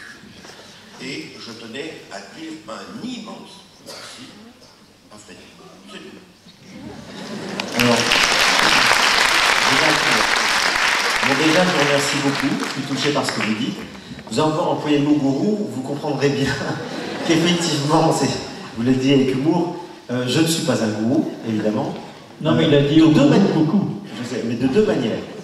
Le gourou peut être dit de manière péjorative ou non péjorative. Et je ne le suis pas des deux manières. De manière péjorative, le gourou, c'est celui, évidemment, qui cherche à rendre les autres dépendants de lui-même. Tout ce que je fais dans mes livres, c'est de rendre les gens autonomes dans leur pensée. Donc c'est exactement l'inverse du gourou. Et puis je ne suis pas non plus un bon gourou au sens indien du terme. C'est-à-dire je ne suis pas un maître spirituel. Je chemine comme vous. Et je me trompe encore. Je fais des erreurs. Je ne suis pas du tout un maître spirituel. Et j'ai dit ça une fois à un séminaire, et il y a une dame au premier rang qui dit à sa voisine « Quelle humilité, ça prouve que c'est un grand maître spirituel. » Alors, ça, c'est des gens qui ont besoin de gourou, mais malheureusement, je n'en suis pas. Ici à gauche. Bonsoir, je suis Angèle. Je voulais vous dire que vous me faites rêver, en tout cas, quand vous parlez des enfants. Quand vous dites qu'ils sont dans l'amour inconditionnel, que nous, on est dans un amour un peu plus conditionnel. Pour moi, j'interprète ça dans le sens où nous, on est davantage conditionnés que les enfants. Les enfants, ils ont un ego moins dimensionné que nous, et ma question, c'est tout simplement comment on fait, nous, en étant adultes, pour se détacher de cet ego, qui est présent même sans avoir l'ambition de finir à la présidence de la République, par exemple. Mais comment se détacher de cet ego qui peut parfois nous empêcher d'avancer sur notre chemin? Tout à fait. Alors là, c'est effectivement, on revient à l'action de l'ego, et j'ai envie de rajouter du mental, puisque ce sont les deux logiciels de survie que nous avons. L'ego nous permet de nous construire par nos émotions, le mental par nos pensées. Et le problème, c'est que quand on est trop dans l'ego et trop dans le mental, on n'est plus dans la vie. Donc à un moment donné, il faut lâcher l'ego et le mental pour redevenir dans la fluidité de la vie. Ce que disent les taoïstes, c'est pour ça qu'ils mettent l'enfant comme un modèle. C'est que l'enfant, il est dans la fluidité de la vie. Il n'a pas un projet arrêté sur la vie, il ne veut pas tout contrôler. Et nous, on veut tout contrôler. Et on veut tout contrôler pour ne pas souffrir. Et donc finalement, on s'est construit un ego et un mental qui, au lieu de nous aider, ça nous aide à survivre, mais au lieu de nous aider à vivre pleinement, ça nous empêche de vivre pleinement, puisque, comme disent les taoïstes, ce qui nous met dans la joie, c'est d'accompagner le mouvement permanent de la vie. Et accompagner le mouvement permanent de la vie, il faut être très souple, très adaptable, et ne pas avoir trop d'ego et de mental, c'est-à-dire être capable de le lâcher. Alors, lâcher l'ego, c'est le travail de toute une vie. C'est-à-dire, c'est pas quelque chose qui se fait définitivement. Vous pouvez être attentif à ça. C'est-à-dire, dès que vous avez une émotion, quelqu'un qui vous dit un truc qui vous blesse, vous lâchez l'ego, vous dites, c'est pas grave. Il ne parle que de mon ego. Ça n'atteint pas mon être profond. Si vous rencontrez quelqu'un qui vous dit « tu es nul », au lieu d'être dans une émotion de colère, vous lui dites « comme vous me connaissez bien ». Et vous allez vous apercevoir que vous serez très heureuse et lui très malheureux. Donc finalement, lâcher l'ego, ça vous rend heureux, parce que vous ne vous identifiez plus à ce personnage qui doit absolument briller aux yeux des autres. On peut s'entraîner comme ça 1 heure par jour. Moi, des fois, je me dis, pendant 1 heure, je lâche l'ego. Alors, je suis en voiture, il y a un type qui me fait une queue de poisson, je dis merci monsieur. Je garde ma bonne humeur. Et alors après, l'autre question, c'est... Alors, vous savez, d'ailleurs, c'est très important, parce que lâcher l'ego, c'est quelque chose qui se fait progressivement, graduellement. Mais il faut y être attentif. Donc, il faut faire ce travail de distanciation, d'être capable d'avoir de l'humour. Moi, l'humour m'a énormément aidé dans la vie. Parce qu'on met de la distance avec soi-même. Et du coup, on se moque de soi. Et on accepte mieux que les autres, finalement, se moquent un peu de nous. Donc finalement, on ne lâche jamais définitivement l'ego. On le lâche de plus en plus, mais jamais définitivement. Il y a un saint François de Sales qui disait « Votre ego mourra 5 minutes après vous. Jusqu'au bout, vous aurez de l'ego. Jusqu'au bout, vous pouvez, un saint peut, 1 minute avant de mourir, avoir une pensée d'orgueil, etc. Ça peut toujours arriver. J'ai rencontré 12 fois le Dalai Lama. C'est un être merveilleux, c'est un des sages les plus grands que j'ai jamais rencontré. Il est comme les enfants. Il rit tout le temps. Dès qu'il me voit, il éclate de rire. Faut pas être parano. Parce que tout de suite, il dit, mais qu'est-ce qui est drôle? Rire, il est dans une joie comme les enfants. Et donc, une fois, je l'ai rencontré au début chez lui, dans son palais, et son palais, dans le lieu où il reçoit sa résidence à Dharamsala, et il n'a pas vu que j'étais dans la pièce. Et en fait, il était agacé parce qu'il y avait un chat qui miaulait dehors, et ça l'énervait, il a pris une pierre et l'a lancée sur le chat. Moi, je vois ça, je suis sidéré. Je me dis quoi, le bodhisattva de la compassion qui lance un... En plus, j'adore les animaux, donc tout est tombé. Et il a vu que je l'ai vu. Et là, il était sidéré aussi. Parce qu'il avait mauvaise conscience. Et donc, on est resté sidéré pendant 2 minutes, enfin pas 2 minutes, 4 secondes, et là, il éclate de rire. Et il me dit, il y a encore du chemin pour atteindre l'éveil.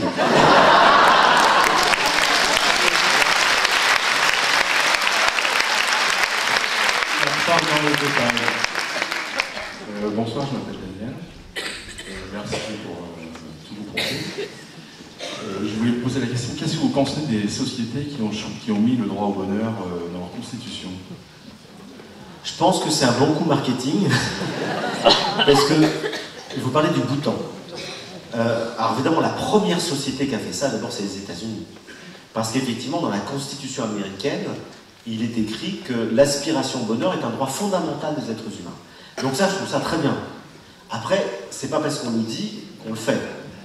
Et le Bhoutan, c'est exactement pareil. Le Bhoutan, ils se sont dit, j'aime beaucoup, mais il faut reconnaître ce que c'est. Le Bhoutan, c'est un petit pays qui, effectivement, n'est pas très connu. Ils n'ont pas beaucoup d'argent, mais ils ont une philosophie bouddhiste. Et ils se sont dit, et c'est un coup génial, mais c'est du marketing, on va dire que nous, on n'a pas un riche PIB, mais qu'on a le bonheur brut. Donc on a un taux de bonheur brut supérieur aux autres. Et c'est très bien de dire ça. Mais après, il faut le faire. Or, au Bhoutan, vous avez quand même beaucoup d'injustices sociales. Tout n'est pas rose. Et comme dans la plupart des sociétés bouddhistes d'ailleurs. Vous pouvez être bouddhiste, vous pouvez dire que vous prenez l'éveil, ça ne veut pas dire que vous avez un accès gratuit aux soins pour tout le monde, ça ne veut pas dire que vous avez des qualités. Alors, il faut un effort pour l'environnement et l'éducation, qui est très important, mais je dirais les qualités qu'on va même pouvoir développer, et même si on le faisait, si on développait dans une société tout un environnement qui favorise le bonheur, l'éducation, la démocratie, les soins, l'environnement, ça ne veut pas dire que les gens seront heureux. La preuve en est, c'est que l'ONU fonde son classement du bonheur. Chaque année, l'ONU fait un classement des pays les plus heureux du monde. Et ils font ce classement sur tous ces critères-là. Et donc les pays les plus heureux du monde, selon l'ONU, c'est la Suisse, c'est le Danemark, c'est-à-dire les pays les plus riches, les plus démocratiques, et où il y a le plus d'accès aux soins, à l'éducation, etc. Mais les derniers pays, c'est quoi? Ce sont les pays africains, c'est les pays asiatiques, c'est Bali, et pourtant les gens sont très heureux. Ça veut dire que c'est pas parce qu'il y a un conditionnement qui favorise le bonheur que les gens sont heureux. Et au contraire, on disait au Danemark où ils ont tout, plus fort taux de suicide d'Europe. Donc ça veut bien dire que le bonheur n'est pas lié fondamentalement à l'environnement, ce que Aristote appelait les causes extérieures. Le bonheur est d'abord lié à l'individu et à sa capacité d'être heureux. Et vous pouvez être heureux dans n'importe quelle situation. C'est pour ça que je pense que si on veut vraiment développer le bonheur chez les individus, c'est très très bien de s'intéresser au collectif, de faire des droits, il vaut mieux vivre. Je préfère vivre dans un pays démocratique où il y a un accès aux soins, c'est indéniable. Mais ce n'est pas une condition obligatoire du bonheur, enfin c'est pas une condition qui favorisera automatiquement le bonheur. Et donc on voit en Afrique, dans des pays pauvres, etc., des gens qui n'ont rien de tout ça, qui sont heureux. Pourquoi ils sont heureux? Parce qu'ils sont comme des enfants. Parce qu'ils ont confiance en la vie, parce qu'ils aiment la vie, parce qu'ils vivent dans l'instant et qu'ils sont dans la simplicité, dans le bon sens. Et que ça n'a rien à voir avec le matériel. Et que ça n'a rien à voir avec le confort matériel. Donc ne faisons pas de tous ces contextes-là. Et celui qui l'a très très bien montré, c'est Spinoza. J'en reviens à Spinoza. Parce que sur ce point-là, il est prophétique. Spinoza, c'est le premier philosophe des Lumières. Au XVIIe siècle, un siècle avant Kant, Voltaire, Rousseau, un siècle avant ce qu'on appelle les Lumières, Spinoza nous dit le meilleur système politique, c'est un contrat social dans un état de droit qui permet de la liberté de conscience et d'expression. On ne peut pas mieux définir le politique moderne. Et en même temps, Spinoza nous dit tout ça ne marchera, c'est-à-dire que les gens seront heureux dans un état moderne, que si en même temps ils travaillent sur eux-mêmes et qu'ils accèdent à un bonheur personnel et à une joie intérieure qui est liée à la libération de l'esclavage de leurs émotions. Parce que Spinoza nous dit, il y a d'un côté la liberté politique qui est nécessaire, et d'un autre côté, il y a la liberté intérieure qui est nécessaire. Et la liberté politique ne servira à rien si les individus sont les esclaves de leurs émotions. Et tant qu'un individu sera dans la colère, dans la tristesse, dans la peur, dans l'envie, dans la jalousie, il pourra vivre dans le plus beau pays du monde, il sera malheureux. Et il pourra faire du mal aux autres. Donc si on ne travaille pas sur soi, toutes les plus belles institutions, organisations sociales, politiques ne serviront pas à grand-chose. C'est pour ça que le grand slogan spinoziste qu'a formulé Gandhi, c'est « Soyez le changement que vous voulez dans le monde ». Dernière question, là-bas au milieu. Bonsoir, Emmanuel, alors un Normand qui vient sécher en anglais. Je voulais vous faire part d'une expérience pour rebondir sur une question qu'une femme a posée. Parlez bien dans le micro, monsieur. Pour rebondir sur une question qu'une femme a posée tout à l'heure par rapport au deuil, je vais vous faire part d'une expérience d'une personne qui m'est proche, qui a perdu son fils il y a 1 an et demi, et qui, donc le jour des obsèques, j'ai lu un texte à l'église. À un moment donné, j'ai levé mon regard sur l'assemblée que vous pouvez imaginer effondrée, et là j'ai vu un sourire magnifique qui me regardait. C'était sa mère qui était assise à côté du cercueil de son enfant, et qui depuis 1 an et demi, alors je ne sais pas si vous avez lu avant ou après, mais en tout cas depuis 1 an et demi, elle est dans le bonheur, et c'est tout simplement ma sœur qui m'accompagne ici ce soir. Voilà. Et c'est une femme formidable parce qu'elle a... Merci.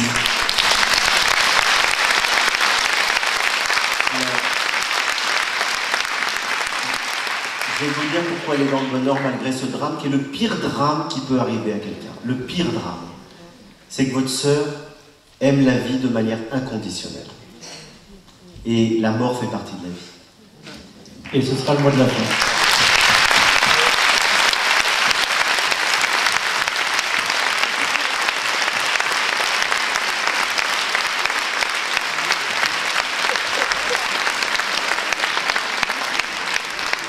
Donc, je vous donne la parole, mais là c'est vraiment la parole libre, si j'ose dire, pour évoquer votre livre Philosopher, méditer avec les enfants et la Fondation Sèvres que vous avez créée il n'y a pas très longtemps.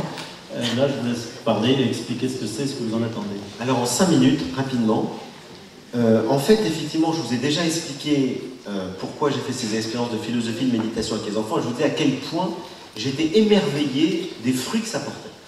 Et du coup, je me suis dit, il faudrait que ça se généralise. Il faudrait que ça puisse exister dans toutes les écoles. Et j'ai été voir la ministre de l'Éducation nationale et ses conseillers, donc notamment l'inspecteur général de philosophie. Je leur ai expliqué tout ce que je faisais. Et ils m'ont dit qu'ils étaient très convaincus de l'utilité de ça. Parce que d'ailleurs, dans les programmes actuellement, depuis 2015, vous savez qu'il y a des cours d'instruction morale et civique qui sont obligatoires 1 fois par semaine dans toutes les classes. Sauf que les enseignants ne savent plus très bien quoi faire au bout d'un certain temps dans ces cours. Et donc ils m'ont dit, effectivement, les ateliers à visée philosophique, c'est une manière formidable de nourrir ces cours. Parce que ça permet aux enfants de réfléchir par eux-mêmes. C'est pas simplement un cours de morale. C'est un débat réflexif dans lequel on fait parler de l'enfant de tous les thèmes essentiels de la vie, de la relation autrui, donc du savoir-être et du vivre ensemble. Et ils m'ont dit, si vous aviez des gens qui pouvaient former des enseignants, ben on serait ravis. Et du coup, j'ai créé une fondation. Cette fondation s'appelle Sèvres, comme la sève de l'arbre, et ça veut dire savoir-être et vivre ensemble. Et donc, cette fondation a été créée sous l'égide de la Fondation de France. Donc, elle est gérée entièrement par la Fondation de France. J'y mets moi-même une partie importante de mes revenus. D'ailleurs, tous les bénéfices de cette conférence seront donnés pour la Fondation Sèvres. Et ça permet de créer une école de formation qui a déjà démarré dans plusieurs régions de France. Et à partir du moment où nous avons un certain nombre, une 50aine d'inscrits, nous pouvons démarrer une formation dans une nouvelle région. Donc qui s'inscrit à ces formations? Ce sont d'abord des enseignants, des conseillers pédagogiques, mais aussi des gens qui ont un intérêt pour l'éducation, qui ont un peu de temps libre, qui ont fait un travail sur soi, qui ont une certaine qualité de relation possible avec les enfants, souvent des psys, des gens qui ont fait du coaching, du développement personnel, et qui ont envie de se former aux ateliers philo-méditation. On fait une formation sur 1 an, à travers 3 ou 4 week-ends, selon qu'on veut rester animateur ou devenir formateur, plus un MOOC, c'est-à-dire toute une série de vidéos sur Internet, dans lesquelles on forme aux grandes notions de la philosophie, à la pratique de l'atelier, on fait faire des stages dans les écoles, on forme à la pratique de la méditation, et au bout d'1 an, les personnes qui sont aptes recevront un certificat qui leur permettront ou de pratiquer dans leurs écoles, si c'est des enseignants, ou effectivement d'aller former des enseignants, ou dans les écoles, ou dans les SP, dans des lieux où ils sont formés. Donc pour ça, il faut aller voir sur le site internet, et le site c'est www.fondationsev.org. Donc retenez, fondationsev.org, et vraiment je serais ravi que s'il y avait, moi vous êtes 1000, il suffirait qu'il y ait 50 personnes qui s'inscrivent pour qu'on démarre dans la région un groupe de formation. Donc le but, c'est que ça se diffuse de plus en plus, parce que j'ai bien conscience que moi tout seul, je ne peux rien faire, mais si je peux profiter de ma petite notoriété pour essayer de faire connaître et de diffuser de plus en plus cet accès possible à la philosophie et à la méditation pour les enfants, ben, peut-être que ma vie n'aura pas été totalement inutile. Merci à vous.